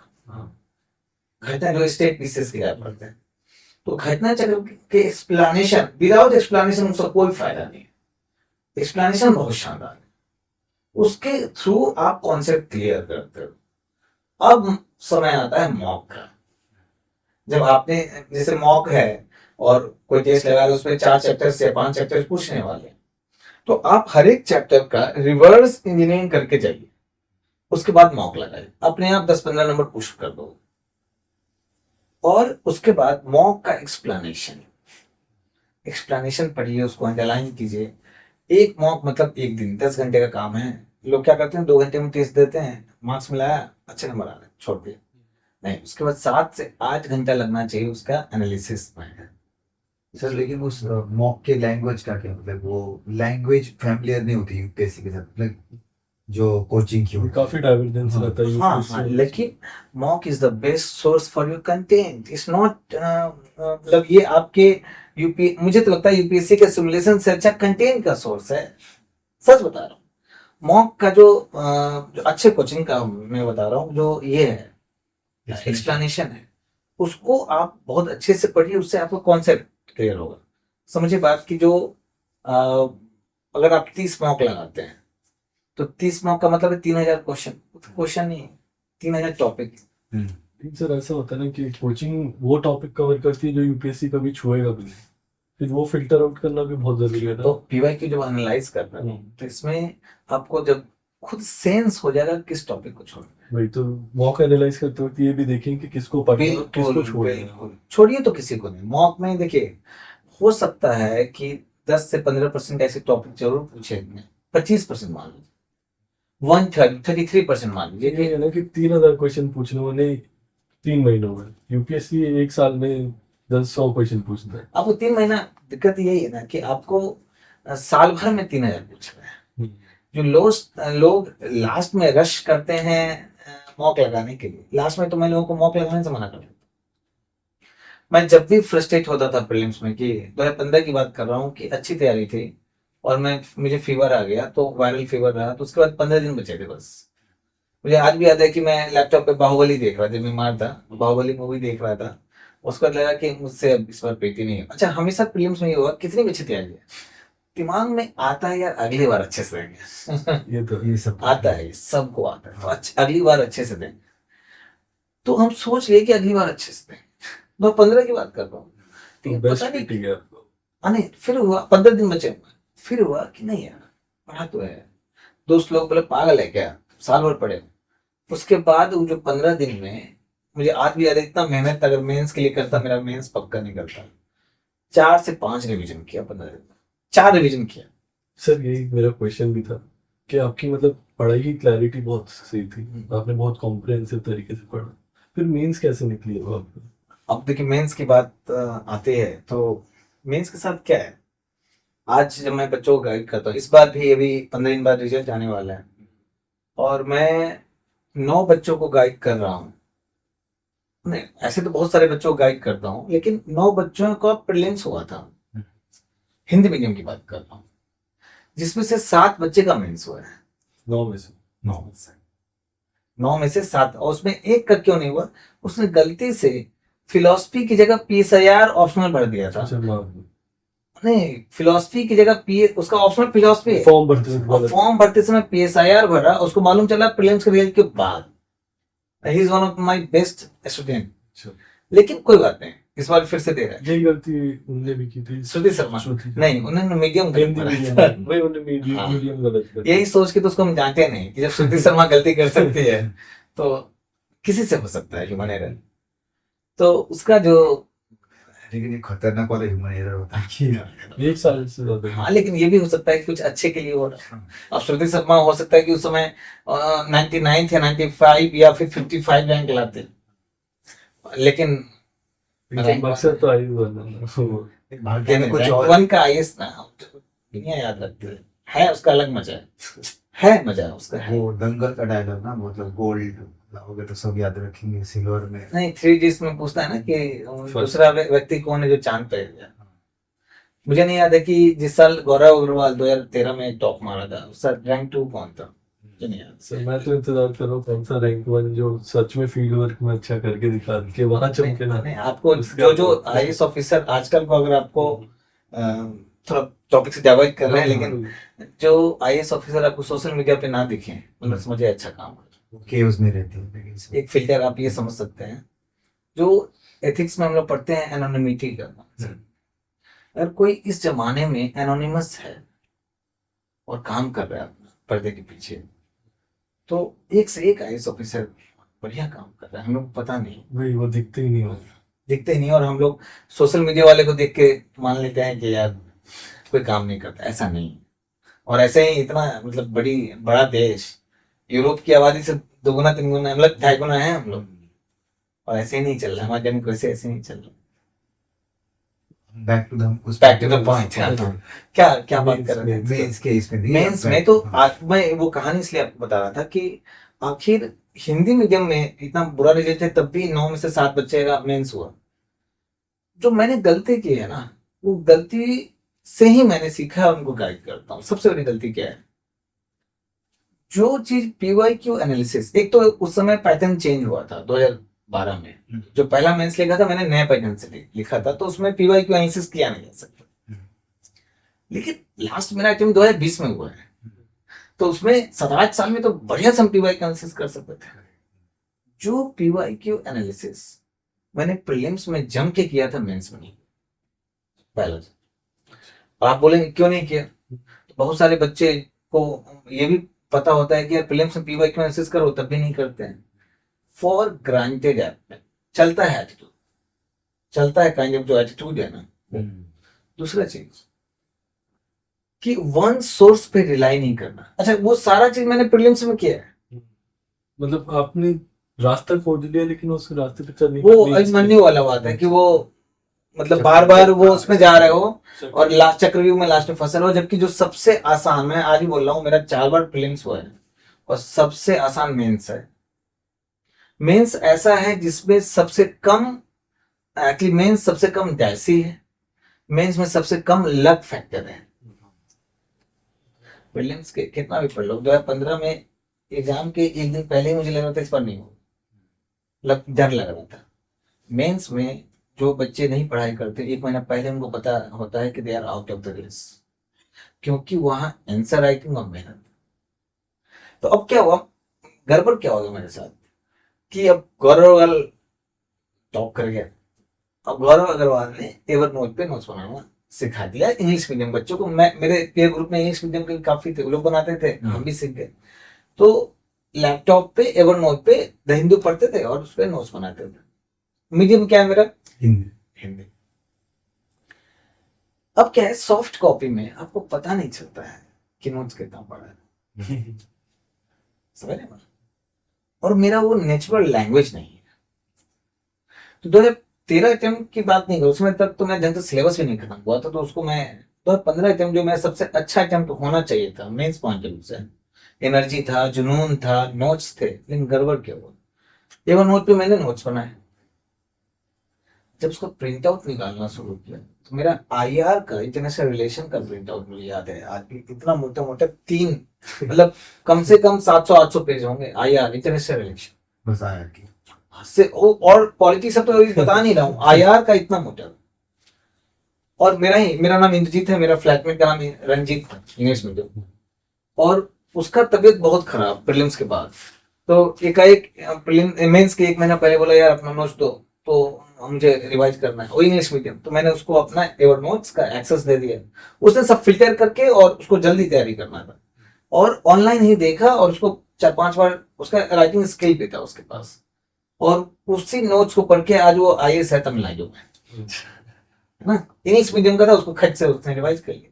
मैंने प्रिंट आउट निकाला और सोचा कि मुझे पूरा पढ़ना है, क्योंकि मैंने नोट्स खुद से बनाए हैं। एक आईआर नहीं खत्म कर पाए, और 2 महीने में तो स्लो हुआ, तो और फ्रस्ट्रेशन, आंसर राइटिंग कराने जा रहे हैं, मार्क्स नहीं आ रहे, टेस्ट लिख रहे हैं, मार्क्स नहीं आ रहे हैं। तो जो फ्रस्ट्रेशन था वो गलत तरीके से ले हुआ। तो हम ये नहीं समझ पाए कि मुझे शॉर्ट नोट्स बनाना है। आज मैं अपने सारे स्टूडेंट्स को, जो जिसको भी मेंस के जो भी गाइडेंस लेने आता है, तो उसको हम मतलब स्ट्रिक्ट कुछ कानून की तरह डायरी में लिखवाते हैं कि ये सब चीज फॉलो करना। उसमें पहला चीज होता है वन सोर्स। इवन सबको द हिंदू पढ़ना, लेकिन हिंदू का नोट्स नहीं बनाना है, स्ट्रिक्ट वो है, उसका नोट्स बनवाते हैं हम किसी अदर सोर्स से, और 600 शीट में, मतलब 1200 पेज, एक रिम खरीदवाते हैं और 600 पेज में उसको 10 बार रिवीजन करवाते हैं, शॉर्ट नोट्स बनवाते हैं। और वो जैसे भी एक स्टूडेंट है, उसने 1 साल में 50 से 60 टेस्ट लिखे हैं मॉक। और क्यों लिखा? क्योंकि मैंने नहीं लिखा, तो मैं दिन दिन लिखा रहता हूँ, लिखा कि नहीं। ये है ना सर कि जैसे 2015 में आपने गलती की, लेकिन फिर वो गलती को रेक्टिफाई करने के लिए आपने 4 साल किया। नहीं, गलती को रेक्टिफाई तो हुआ ही नहीं ना, वही तो मैं पूछ रहा हूँ कैसे। नहीं तो उसका 2015 के बाद क्या हुआ नितिन, पढ़ाई का जो जुनून है ना, कम, मतलब आईएएस बनने का जो इंसान में जो पहला अटेम्प्ट में आप देखते होगे, लगता है कि सिकंदर है, मतलब कुछ भी कर सकते हैं, इतना लोग मेहनत करते हैं, 15 घंटा बैठते हैं, वही तो चांद पे भी जा सकते हैं। चांद पे भी जा सकते हैं भाई, ये ऑप्शन मैं क्यों नहीं कर सकता हूँ। मुझे अपने आप को चैलेंज करना प्लस क्यूरियोसिटी। यार जो मनी बिल और फाइनेंस बिल में क्या डिफरेंस है? आज मुझे कोई क्यूरियोसिटी नहीं है। अरे है डिफरेंस तो जाओ या पहले हर एक कोने पे मिल जाए डिबेट डिबेट डिस्कशन, ये अच्छी चीज है। तो क्या हुआ कि मेरे ग्रुप के लोग निकलते गए, सिलेक्ट होते गए, है ना, और हम बचे और नए बच्चे उधर आए, लेकिन अब धीरे धीरे मेरा पढ़ने का जुनून कम हो गया, तो उन चाह के भी सर तो आपने वो संदीप माहेश्वरी की भी अरे अब तो मैं खुद प्रवचन देता हूँ लेकिन एक्चुअली मैं सारे स्टूडेंट्स को बोलता हूँ कि ये इसीलिए first attempt is the best attempt. और किसी बच्चे का अगर तैयारी नहीं होता किसी कारण से, तो बोले रोको रोको रोको, नहीं देना तो। बस एक बीच आपने बहुत बड़ी बात कही कि फर्स्ट अटेम्प्ट बेस्ट अटेम्प्ट, क्योंकि बहुत लोग जो कहते हैं कि चलो टेस्ट करते हैं खुद। बाप रे भाई, सबसे बुरा है वो ये, सबसे बुरा है। मैं लिटरली सबको बोल रहा हूँ, आप टेस्ट कर सकते हो। कैसे करना है टेस्ट? दो तरीका है। एक तो तरीका है, अगर आपका टेक्निकल बैकग्राउंड, तो आईएफएस का फॉर्म, ये लोगों को सेंसिटाइजेशन नहीं होता है, लोगों को पता नहीं होता है। मैं अपने लगभग स्टूडेंट जो बीटेक बैकग्राउंड में है, मैथमेटिक्स बैकग्राउंड है, उनको पहला अटेम्प्ट आईएफएस का फॉर्म भरवाता हूँ। ये पता नहीं होता। ये पता नहीं होता है। अब आईएफएस का क्यों फॉर्म भरो? ताकि तुम प्रीलिम्स में बैठ सको, जो सबसे बड़ा हर्डल है। भले ही 10,000 बच्चे प्रीलिम्स में निकल रहे हैं, लेकिन वो सबसे बड़ा हर्डल है, सबसे ज्यादा जायसी है प्रीलिम्स आज भी। और आईएफएस मतलब आईएफएस वाला ही भरना है, सिविल्स वाला नहीं। हाँ भाई, आईएफएस ही भरना है, वहां पे ऑप्शन आता है। हाँ। सिविल्स नहीं भरना, नहीं तो आपका अटेम्प्ट काउंट हो हो जाएगा। जाएगा। तो आप सिर्फ आईएफएस भरो और अटेम्प्ट में बैठो, वो अच्छा मेहनत के साथ बैठो, ऐसे बस बैठने के लिए नहीं। तब आप अपने आप को जज कर पाओगे कितना पानी। मेंस सबसे आसान। मेंस में आपको जैसे कि विजन के ही आपके मेंस 365 आते हैं, monthly magazine one of the best है, उससे नोट्स बनाओ और टेस्ट लिखो, मॉक टेस्ट लिखो। अगर 10 से 12 मॉक टेस्ट आपने लिख लिया स्टार्टिंग में, उसके बाद कोई पुश नहीं चाहिए, आप खुद लिखोगे। 30 मिनिमम लिखने हैं। मैं अपने स्टूडेंट्स का जीएस का टारगेट रखता हूँ 50, और प्रीलिम्स के बाद, प्रीलिम्स से पहले खूब लिखवाता हूँ, प्रीलिम्स के बाद 50 लिखना है। और एक स्टूडेंट है अभी रिजल्ट आएगा, उसने 92 लिखे, इंक्लूडिंग ये ऑप्शनल, मैथमेटिक्स ऑप्शनल वाला जो बता रहा हूँ, इंटरव्यू दिया उसने। ऐसा मेरा एक नोन भी हुए, वो पहले रेलवे सर्विस में थे और उनका प्रीलिम्स निकल गया, तो उसके बाद वो डेली एक मेंस का मतलब पेपर लिखते थे डेली। उन्होंने 50 और आईएएस से अप्लाई। मैं आपको शेयर करना चाहता हूँ मकरान। मैं जब विजन में काम करने लगा, पढ़ाने लगा, तो मैं इधर ही शिफ्ट कर गया, मुखर्जी नगर से। लाइब्रेरी में पढ़ता था, अपने आप को एक्चुअली धोखा देता पढ़ते बहुत लोग एक्सेप्ट नहीं करते। नहीं, मुझे बिल्कुल, इसलिए शायद सारे स्टूडेंट हमको इसलिए बोलते हैं जो हमसे जुड़े हुए हैं कि सर आप में जो कमियां हैं वो सीधे आप एक्सेप्ट करते हैं। इस चक्कर में हम लोग बड़ा मोटिवेट होते हैं। हम सीधे बोलते हैं हम टेस्ट ढंग से नहीं लिख पाए, हम नहीं चाहते हैं कि मेरे बच्चे में कमी नहीं। सर मतलब आउट ऑफ टॉपिक क्वेश्चन है कि अगर आपसे अगर करेक्ट करना हो, मतलब स्टूडेंट्स पूछते हैं हमसे कि इनसे एक सर से करेक्ट करना हो, तो किस तरीके से करेक्ट कर सकते हैं? ईमेल आईडी या फिर आप शेयर कर दीजिएगा मेरा लिंक्डइन। लेकिन मैं आपको बता दूं कि मैं पैसे और ये सब नहीं लेता हूँ, क्योंकि ऊपर वाले की दया से ठीक चल रहा है मेरा, और प्रोफेशनली अनएथिकल हो जाएगा। तो इसलिए कोई बहुत बच्चे मुझे अप्रोच करते हैं कि सर मैं जो पैसा लीजिएगा ना, पैसा अगर बोलोगे तो मैं भगा दूं। और दूसरी बात, सीरियस कैंडिडेट, क्योंकि अगर 10 बच्चे मेरे पास आते हैं तो लिटरली मैं बता रहा हूँ आज भाग जाता है। और इसलिए नहीं कि मैं पिटाई करता हूँ, टारगेट्स देता हूँ, टारगेट उनको फुलफिल करने होते हैं, वीकली टारगेट, ये पढ़िए।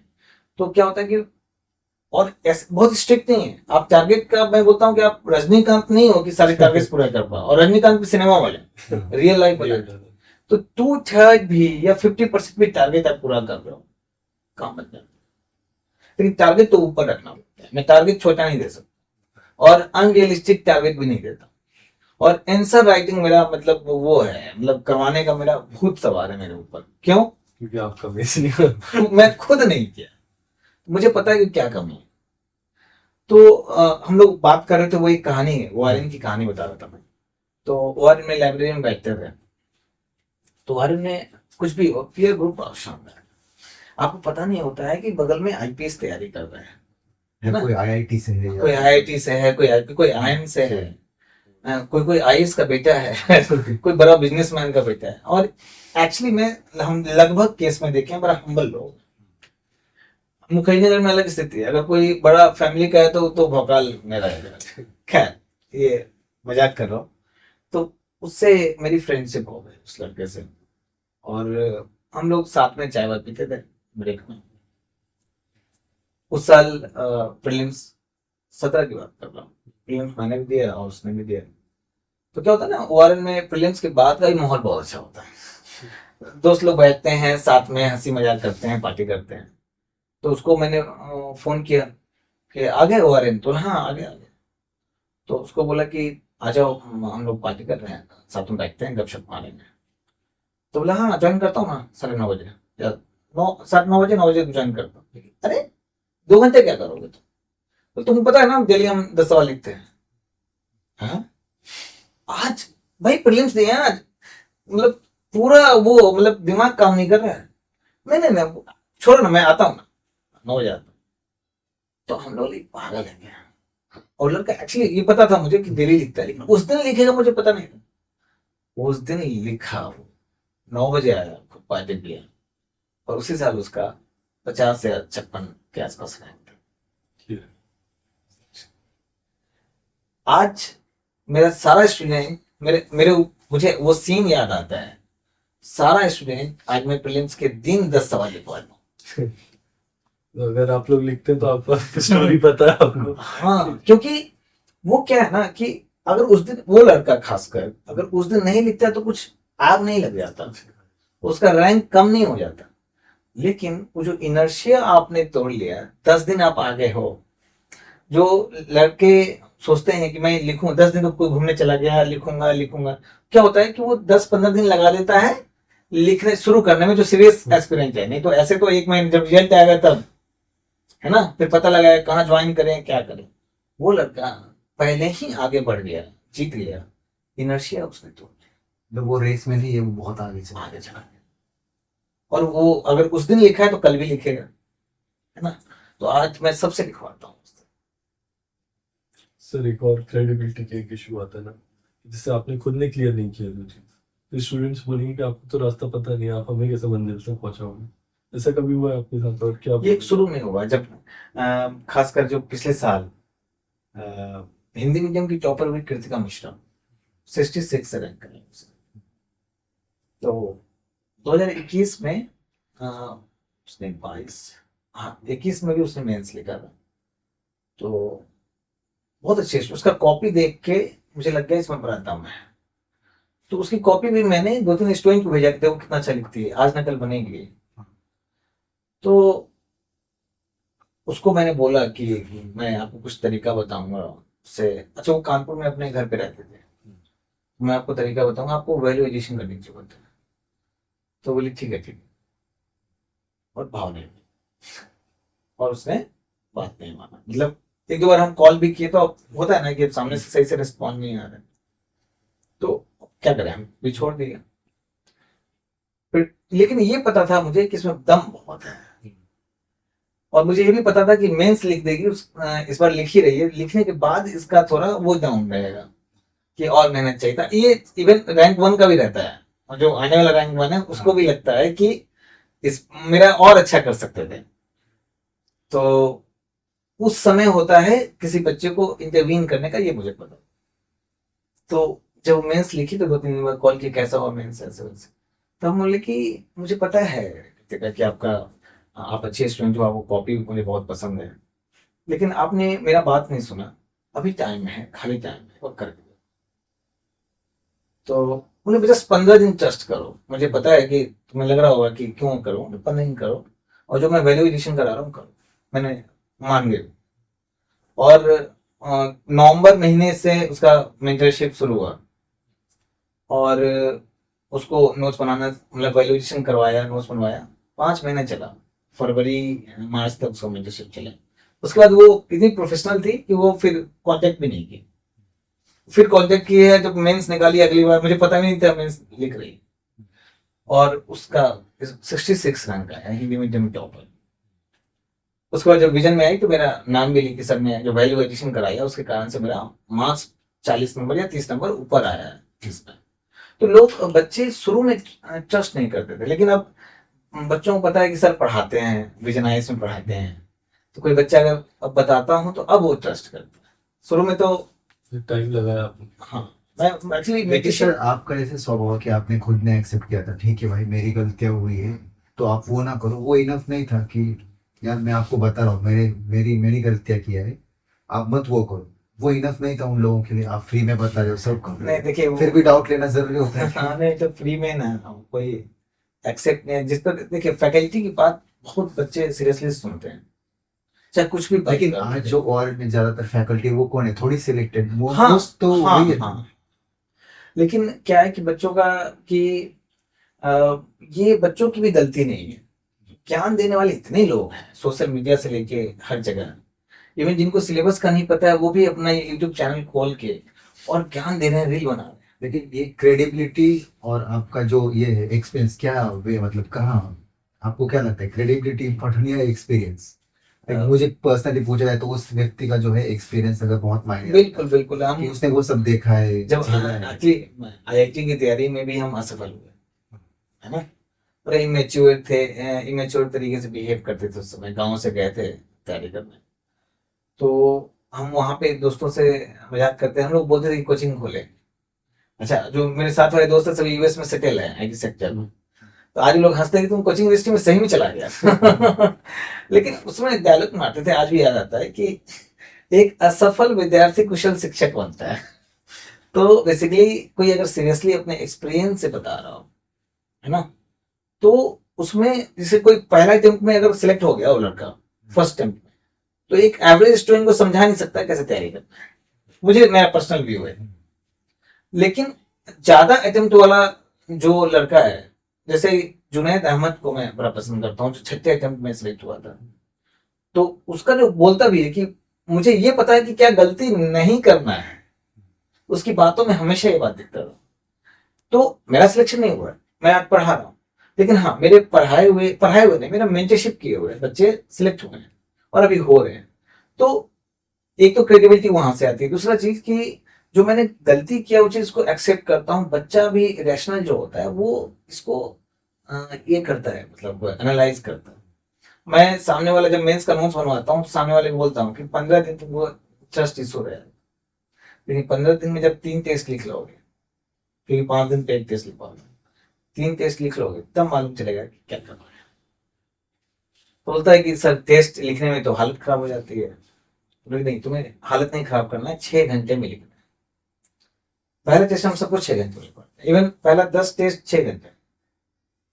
तो ऑब्वियसली वो लोग बोलता है कि सर ये कैसे 3 घंटे में लिखना, ट्रस्ट में। तो क्या होता है ना, धीरे धीरे धीरे धीरे मेंटरशिप जो है बड़ा पर्सनलाइज चीज है, बच्चों की बात सुनना पड़ता है, हर बच्चों का अलग प्रॉब्लम। और जस्ट एक मिनट, एक चीज और है जो मेंटरशिप में बता रहा हूँ। शुरू में जब बच्चों से बात करता हूँ तो 90% बातें एकेडमिक होते हैं, और ट्रस्ट में 2 महीने बाद 90% बातें नॉन एकेडमिक बात करता हूँ। लगभग 50% बच्चों का रिलेशनशिप प्रॉब्लम उसको सॉल्व करना पड़ता है। इसे पार्ट ऑफ मेंटरशिप, कैसे उसको बीच मझधार में छोड़ के आना। शायद उस रिलेशनशिप प्रॉब्लम के कारण उसका मेंटल हेल्थ खराब है, किसी का फैमिली इशू है, अब उसको फाइनेंशियली हेल्प बहुत एक लिमिट के बाद नहीं कर सकते हैं, लेकिन उसका मेंटल हेल्थ खराब हो रहा है। वो चूंकि अपने मेंटल हेल्थ से हम रिलेट कर लेते हैं, उसको बुलाते हैं सामने बैठ के, कुछ उसे चाय पिलाया, बात किया, बस उससे 2 घंटा हम बात कर लेते हैं ना, या 1 घंटा, आधा काम हो गया। तो ये मेंटरशिप में एकेडमिक साथ साथ नॉन एकेडमिक जो है पढ़ाई इंपॉर्टेंट। तो जो ट्रस्ट इशू आप बोले थे ना, हर बच्चे को 15 दिन, पहला 15 दिन ट्रस्ट इशू आता है, लेकिन फिर वो समझ जाता है 15 दिन बाद कि नहीं, जो सर कह रहे हैं। यही चीज जतिन है, पिछले बार सिलेक्ट हुआ, आईआरएस ऑफिसर बना है, इस बार फिर से इंटरव्यू दिया। तो उसको जब मैंने नोट्स बनाने का टेक्निक सिखाया और 1 महीना निकल चुका था, रिजल्ट आ चुका था, तो आज मुझे बताता है कि सर आप पे ट्रस्ट नहीं होता। लेकिन हम उसके रूम पे गए थे, क्योंकि उधर ही मेरा ऑफिस था, मतलब एक स्टूडेंट से मिलने जा रहे थे, तो उसके रूम पे गए और बात किए, उसको कुछ समझाए, तब उसको लगा कि सर इतना हम पे एफर्ट डाल रहे हैं। उसने मेहनत भी खूब किया, मतलब 2 महीने में उसने 26 से 27 टेस्ट लिखे थे, जो बहुत है। और उसका इंटरव्यू में कम मार्क्स थे लेकिन आईआरएस बना। हाँ, हिंदी हिंदी में। हिंदी मीडियम बहुत मुश्किल चीज हो जाती है। सर एक आखिरी क्वेश्चन मेरा कि जो मेंटल प्रेशर आप बोल रहे हो कि एंजाइटी आती है, डिप्रेशन में चले जाते हैं, फाइनेंशियल कॉन्स्टेंट, तो ये और साथ ही में रिलेशनशिप वाला भी है क्योंकि ओआरएन और ये मुखर्जी नगर अलग ही एटमॉस्फेयर नहीं, और बाहर भी कोई अगर लड़का भोपाल से तैयारी कर रहा है तो उसको क्या रिलेशनशिप में नहीं आ सकता यहाँ क्या? एक्सपोजर बहुत इंटेंसिटी बढ़ जाती है बस। चने के खेत बहुत तो वही वो कैसे हैंडल करे फिर स्टूडेंट। देखिए, सबसे पहला फैक्टर है, हम सबको बोलते हैं कि वहां तो ऐसा सब, हुआ है सब हमारे जैसे चश्मा लगा उसको वहां पे बोलते हैं कि यूपीएससी का एग्जाम जो है अपने आप में माया जाल है, जंजाल है, माया जाल नहीं, जंजाल है। तो दूसरे जंजाल में मत पड़ो, एक बार में एक ही जंजाल, ये बहुत है। बहुत। लेकिन मैंने जिसको समझाया वो रिलेशनशिप में पड़ा तो मुझे वो संभालना पड़ा है बच्चों को। मतलब पहले हम इसको मजाक में लेते हैं, लेकिन हमको समझ में आता है कि नहीं, वो लड़का मतलब किसी भी कारण से पीड़ित है, परेशान है, तो as a mentor, as a teacher मेरा काम है उससे बात करना, उसको काम डाउन करना। और 50-60% स्टूडेंट का ये प्रॉब्लम है। तो जो मेंटल हेल्थ किसी कारण से हो रहा, सबसे पहला चीज है कि दौड़ना है, एक्सरसाइज, मतलब जैसे या तो जिम जा सकते हो या दौड़ सकते हो। मेरे अनुसार पर्सनली आपको दौड़ना है। तो मेरे 60-70% स्टूडेंट दौड़ने जाते हैं। कुछ लोग झूठ बोलते हैं कि सर दौड़ रहा हूँ, लेकिन वो कंफर्ट जोन है ना, ब्रेन दौड़ रहा हूँ। हाँ तो वो शाम में दौड़ना है, रनिंग करना है बिना ईयरफोन के, बिना मोबाइल फोन के, बिना किसी दोस्त के साथ, अकेले दौड़ना। और हो सके तो मुखर्जी नगर या ओआरएन से तो दूर किसी पार्क में चले जाओ। आपको सुबह दौड़ना है, सुबह दौड़िए, कोई दिक्कत नहीं। क्योंकि ओआरएन के पार्क में भी बहुत चने के खेत होते हैं। चने के खेत बहुत होते हैं, माहौल ऐसा है ना, और बच्चा है नहीं हमारे पास।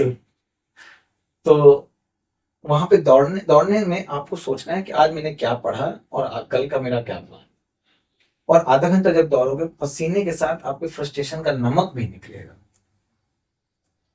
ये जब आज उस स्टूडेंट से बात करते हैं जिसने 92 टेस्ट लिखा है, तो आप बोलते हैं सर आप अगर दौड़वाते नहीं तो मैं लिख नहीं पाता। मेरा भी पर्सनल एक्सपीरियंस है इससे रिलेटेड। मैं मतलब वॉक करने चले जाता था लंबा, मुझे लगता था कि मैं अगर ये अकेले ये चीज कर ले रहा हूँ तो अकेले में कुछ भी कर तो एक कॉन्फिडेंस आ जाता है। फिजिकल चीज करो तो उससे मेंटली प्रिपरेशन होता है। अच्छा, मैं बोलने के लिए मेडिटेशन बोल सकता हूँ। 99% बच्चे मेडिटेशन नहीं कर पाए। मैंने इसलिए कि मैंने 100 टाइम्स, मतलब 99 टाइम्स प्रयास किया हुआ तो हर बार फेल हुआ। वो कुछ बच्चे कर पाते हैं मेडिटेशन, अगर meditation is one of the best thing, yoga, meditation, लेकिन आप नहीं कर पाते हैं, उसको फ्यूचर के लिए छोड़िए, परेशान नहीं होना है। आप दौड़ के देखिए, मुझे तो लगता है कि आप दौड़ के देखिए तो मेडिटेशन होने का भी चांस बढ़ जाता है। दौड़िए जरूर, ठीक है। दूसरा चीज क्या है कि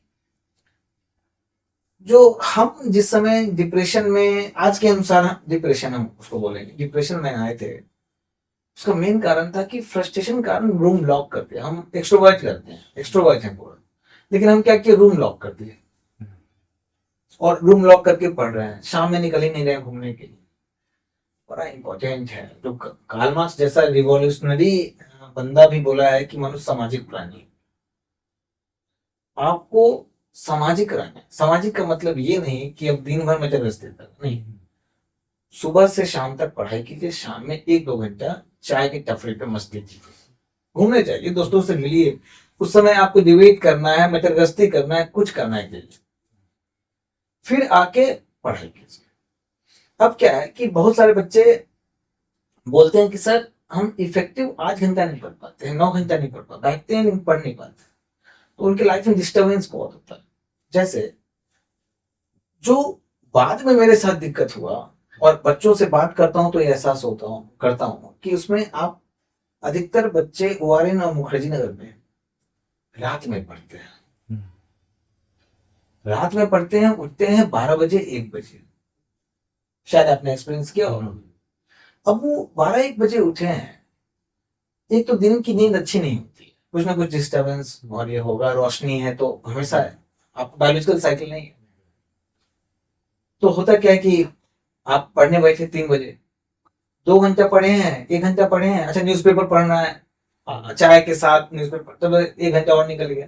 पढ़ने बैठे, कोई आ गया आपका दोस्त, चल थोड़ा रूम खोज के आते हैं, चलो थोड़ा चाय का दुकान, अग्रवाल स्विच चलते हैं, चाहे कुछ करते हैं।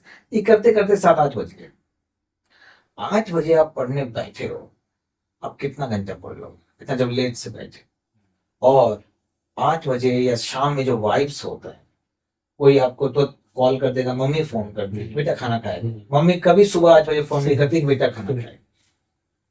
आपकी गर्लफ्रेंड फोन करेगी, नहीं सच्चाई वाली बात है, अभी रियलिटी, या आपका बहुत बॉयफ्रेंड फोन करेगा, है ना। कभी बॉयफ्रेंड 6 बजे फोन करता है कि, या गर्लफ्रेंड फोन करती है 7 बजे की उठ गए। उठ गया या खाना खाया है, ये नहीं, शाम में, रात में, यही चलेगा। वो हमें नहीं पता। तो इसलिए सारे स्टूडेंट को मैं ये रिकमेंड करता हूँ कि आप मॉर्निंग में 6 ओ क्लॉक उठिए। इसका ब्रह्म मुहूर्त से कोई लेना देना नहीं, 6 ओ क्लॉक उठिए, नहा दौड़ना है दौड़ के आइए, मोबाइल स्विच ऑफ। 7 से 12 लगातार पढ़िए, उस समय जो कंसंट्रेशन होता है, 7 से 12 न घर से फोन आता है न कुछ, मोबाइल स्विच ऑफ भी रखना। 5 घंटा आप जिस दिन लगातार पढ़ लेते हो, तो फिर तुम रैंक सोचते हो कि 34 अच्छा रैंक है, 74 अच्छा है, 33 अच्छा है। क्या होता है कि 5 घंटा आपने अच्छा पढ़ लिया ना, तो उस दिन बुरा पढ़ाई होगा तो 8 घंटा होगा। कोई दोस्त नहीं आएगा कि 11 बजे चल मूवी देख के आते हैं।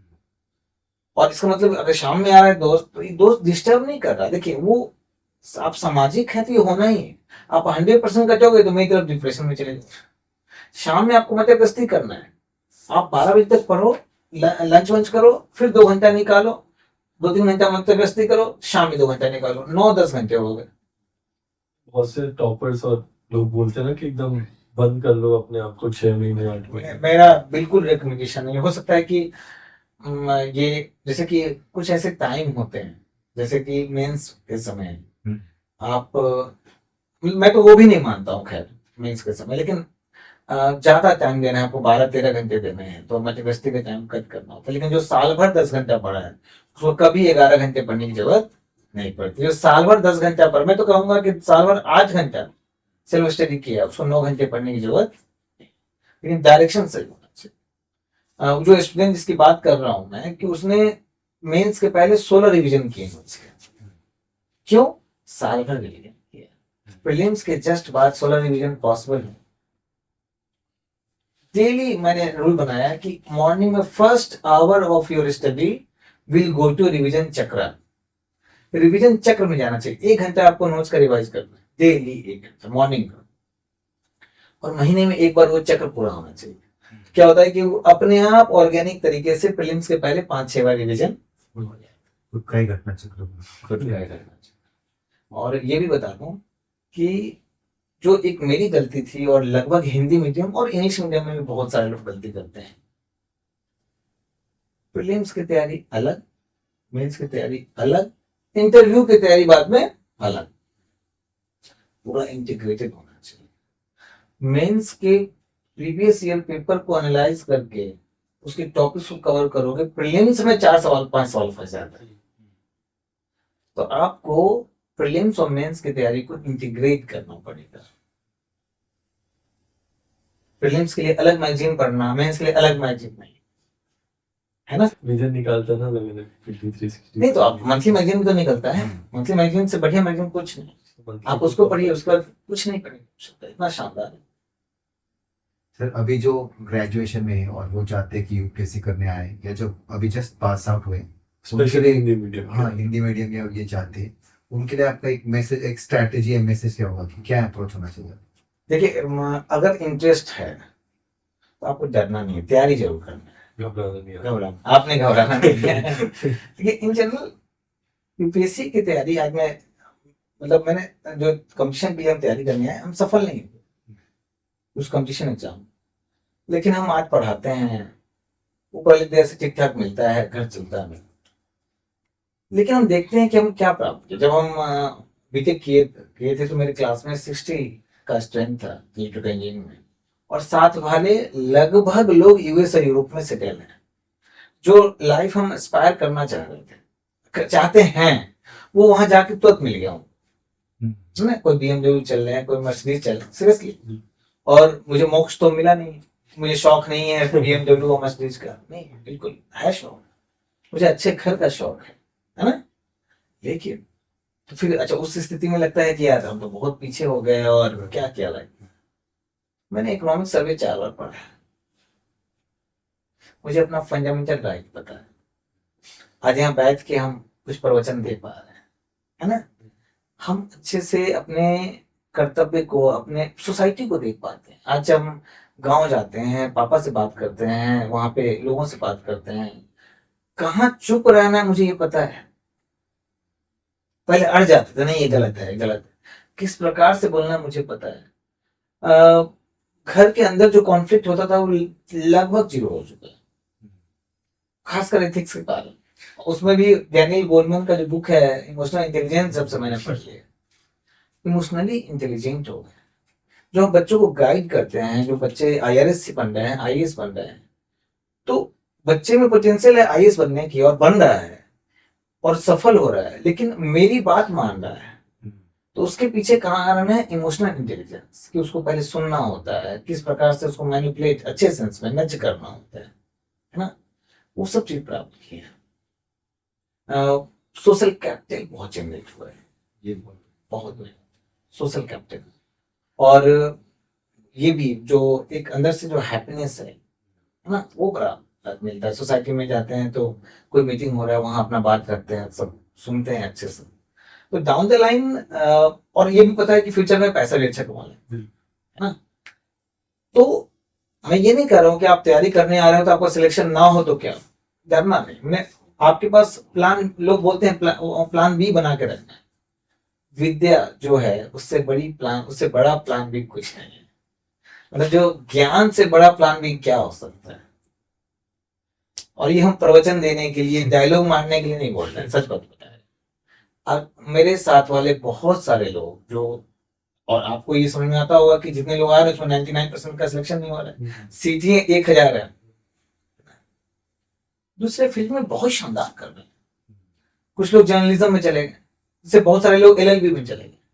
जो नॉर्मल लड़का, नॉर्मल कहने का मतलब जो नॉर्मल फील्ड से लड़का आया, LLB कर रहा है दिल्ली यूनिवर्सिटी से, और UPSC एस्पिरेंट LLB कर रहा है, या ATM जिसका खत्म हो गया वो LLB कर रहा है, तो समझने की क्षमता, बोलने की क्षमता, जब वो सुप्रीम कोर्ट में जाएगा या हाई कोर्ट में, बहुत सारे लोग प्रैक्टिस कर रहे हैं, बहुत अच्छा कर रहे हैं। ऐसे ही दूसरे फील्ड में जैसे कोई बिजनेस कर रहे हैं, उसको पता है इमोशनल इंटेलिजेंस का क्या काम है। तो एज ए ह्यूमन बीइंग आपका तरह तरह का स्किल डेवलपमेंट करेगा UPSC। अभी किसी एक व्यक्ति का, बड़े व्यक्ति का कथन भी था कि भाई UPSC का तैयारी बेकार है, लोग अपना टाइम बर्बाद कर रहे हैं। कुछ बच्चों के साथ ट्रू है ना, जिद पकड़ लेते हैं कि नहीं मुझे इतना साल उसको देना ही है, देना ही है। लेकिन जो अगर आप कंटिन्यूअस ईमानदारी से पढ़े हो, कोई प्लान B की जरूरत नहीं। और इसलिए नहीं कि मैं कोचिंग में काम कर रहा हूँ मुझे सैलरी मिल जाए, मैं कोचिंग में काम नहीं भी पढ़ता, नहीं भी करता, तो मैं ट्यूशन पढ़ा के महीने का 2 लाख रुपया कमा सकता था। दिल्ली में इतना स्कोप है, मैं जानता हूँ। बहुत सारे दोस्त मेरे जो अभी भी स्ट्रगल कर रहे हैं, लेकिन स्ट्रगल कर रहे हैं कहीं और करियर बनाना है, बैकअप में ट्यूशन कर रहे हैं, 1 घंटे का 1000-1200 रुपया उनको। मैं इसको ग्लैमराइज या ग्लोरीफाई नहीं कर रहा हूँ इस चीज को, ट्यूशन पढ़ाने को, कोई बात नहीं, अच्छी बात है, बट आपको ये घर चल जाएगा और साथ में कुछ और फील्ड में देखते रहो, मीडिया में जा सकते हो, LLB कर सकते हो। तो यहाँ आइए, लेकिन होमवर्क अच्छे से कीजिए। कौन सा, मेरे अनुसार, मेरा पर्सनल व्यू है कि अगर आप बहुत सारा सुनते हो कि यार कोचिंग करने की जरूरत नहीं, कुछ बच्चे सही में बिना कोचिंग के निकालते हैं, लेकिन जरा उनका बैकग्राउंड देख लीजिए ना। पीयर ग्रुप बैकग्राउंड से भी इंपॉर्टेंट है। पीयर ग्रुप, बहुत सारे बच्चे बिना कोचिंग के निकालते हैं। उनका अगर IIT से हैं, 2-3 बच्चे निकाल चुके हैं, उनसे कनेक्टेड रहते हैं। सर ये पीयर ग्रुप में पेरेंट्स भी आ सकते हैं क्योंकि बिल्कुल, जैसे कि पापा अगर IAS ऑफिसर हैं तो पीयर ग्रुप में पेरेंट्स भी आते हैं। मुझे लगता है कि टीना जावी के केस में पीयर ग्रुप में उनके पेरेंट्स थे, है ना। तो पीयर ग्रुप आप देख लीजिए। सर इससे रिलेटेड एक बस ये पेरेंट्स को भी कुछ मैसेज दीजिए कि वो लाइक फोर्स करते हैं अननेसेसरी। हाँ, फोर्स, देखिए UPSC की तैयारी बहुत शानदार है, स्टिल अपने बच्चों को फोर्स नहीं करना है। हाँ, मतलब आईएएस, आपका बच्चा अगर मान लीजिए आईएएस बन भी जाता है, तो आईएएस का जो नौकरी है, या इवन मुझे लगता है कोई भी नौकरी, आपको मोक्ष नहीं मिल जाएगा ना। वहां 100 तरीके का परेशानी है ये, जब तक वो एंजॉय नहीं करेगा काम करना। अगर आपको बच्चा इंजीनियर बनना चाहता है तो इंजीनियर बनने के बीच क्या जरूरत है जबरदस्ती अपना सपना उस पर थोपने का, है ना। हो सकता है कि वो राजेंद्र नगर की गलियों में खो के रह जाए, उसको मन नहीं आईएएस बनने का, नहीं बने, कोई दिक्कत नहीं। और बहुत सारे आईएएस से ज्यादा पैसा, मतलब वहां तो एक्चुअली में पैसा है नहीं। आप जो लोग ग्लैमर दिखता है पैसा का, मतलब करप्शन की, हाँ। करप्शन है वो, है ना। पैसा है नहीं, एक्चुअली काम करने का मौका ज्यादा है। जमीन पे और भी तरीके हैं काम करने का, आप एनजीओ खोल सकते हैं। मुझे तो लगता है जब से मैंने वकालत किया है, एलएलबी किया है, मुझे लगता है मैंने बीटेक किया क्यों। तो कोई अगर एक एलएलबी करता है, और एलएलबी फील्ड में तुलनात्मक रूप से कंपटीशन कम है, क्योंकि अधिकतर क्रीम भाग रहा है उधर, आईआईटी और मेडिकल इस तरफ। तो एक अंग्रेज के जमाने में और आजादी के समय सब लोग वकालत करते थे, सारे टैलेंटेड। सोचिए कि उस समय कॉन्स्टिट्यूएंट असेंबली में सब एलएलबी वाले थे, है ना? तो अभी अगर आपका बच्चा या कोई अगर एलएलबी करना चाहता है, उधर ज्यादा अच्छा चांस है अच्छा करने। तो उसको अपना जीने दीजिए, उसको क्या करना है, किसी को एंटरप्रेन्योरशिप करना है। एंटरप्रेन्योरशिप से ज्यादा क्रिएटिव काम क्या हो सकता है। यूएस में जाओगे या यूरोप में जाओगे तो ब्यूरोक्रेसी का कोई मौका नहीं है। अच्छा, यूएस में किस ब्यूरोक्रेट को जानते हो? कंपटीशन ही नहीं नहीं, आप जानते हैं इसको? नहीं कि वहाँ पे बस मैं भी नहीं जानता। नहीं जानते। और एंटरप्रेन्योर में है। एलन मस्क लेके एक से एक बंदे हैं, है ना, बिल गेट्स से लेके सब। तो बहुत इंडिया में तो अब अपॉर्चुनिटी आ रहा है वो, और दिख रहा है मुझे। तो उसको एंटरप्रेन्योरशिप करना है, करने दीजिए बस। हाँ, उसका सपना है ड्रग माफिया बनते, तो ये सब ऑब्वियसली आपको तमाचा लगाइए वहां पे, है ना। अच्छा कुछ काम करना चाहता है, पैसा तो उसमें भी बहुत है। लेकिन वो कितना भी पैसा ले लो, जो सुकून जो चाहिए ना सोने के लिए रात में।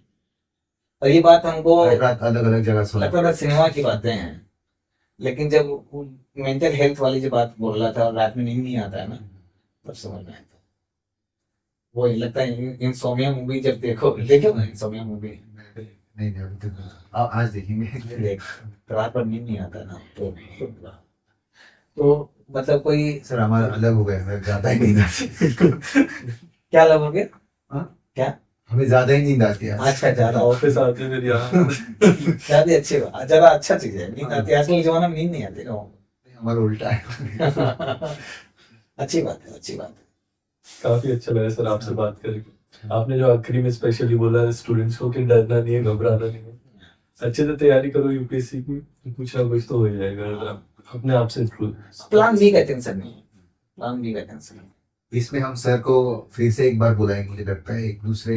मुझे भी, मेरा भी मन नहीं भरा है, मेरा भी नहीं, एक यूपीएससी से रिलेटेड पर्टिकुलर जैसे रिफॉर्म्स वगैरह कुछ हमें उस पर बात करने की, बहुत लोग बात नहीं करते।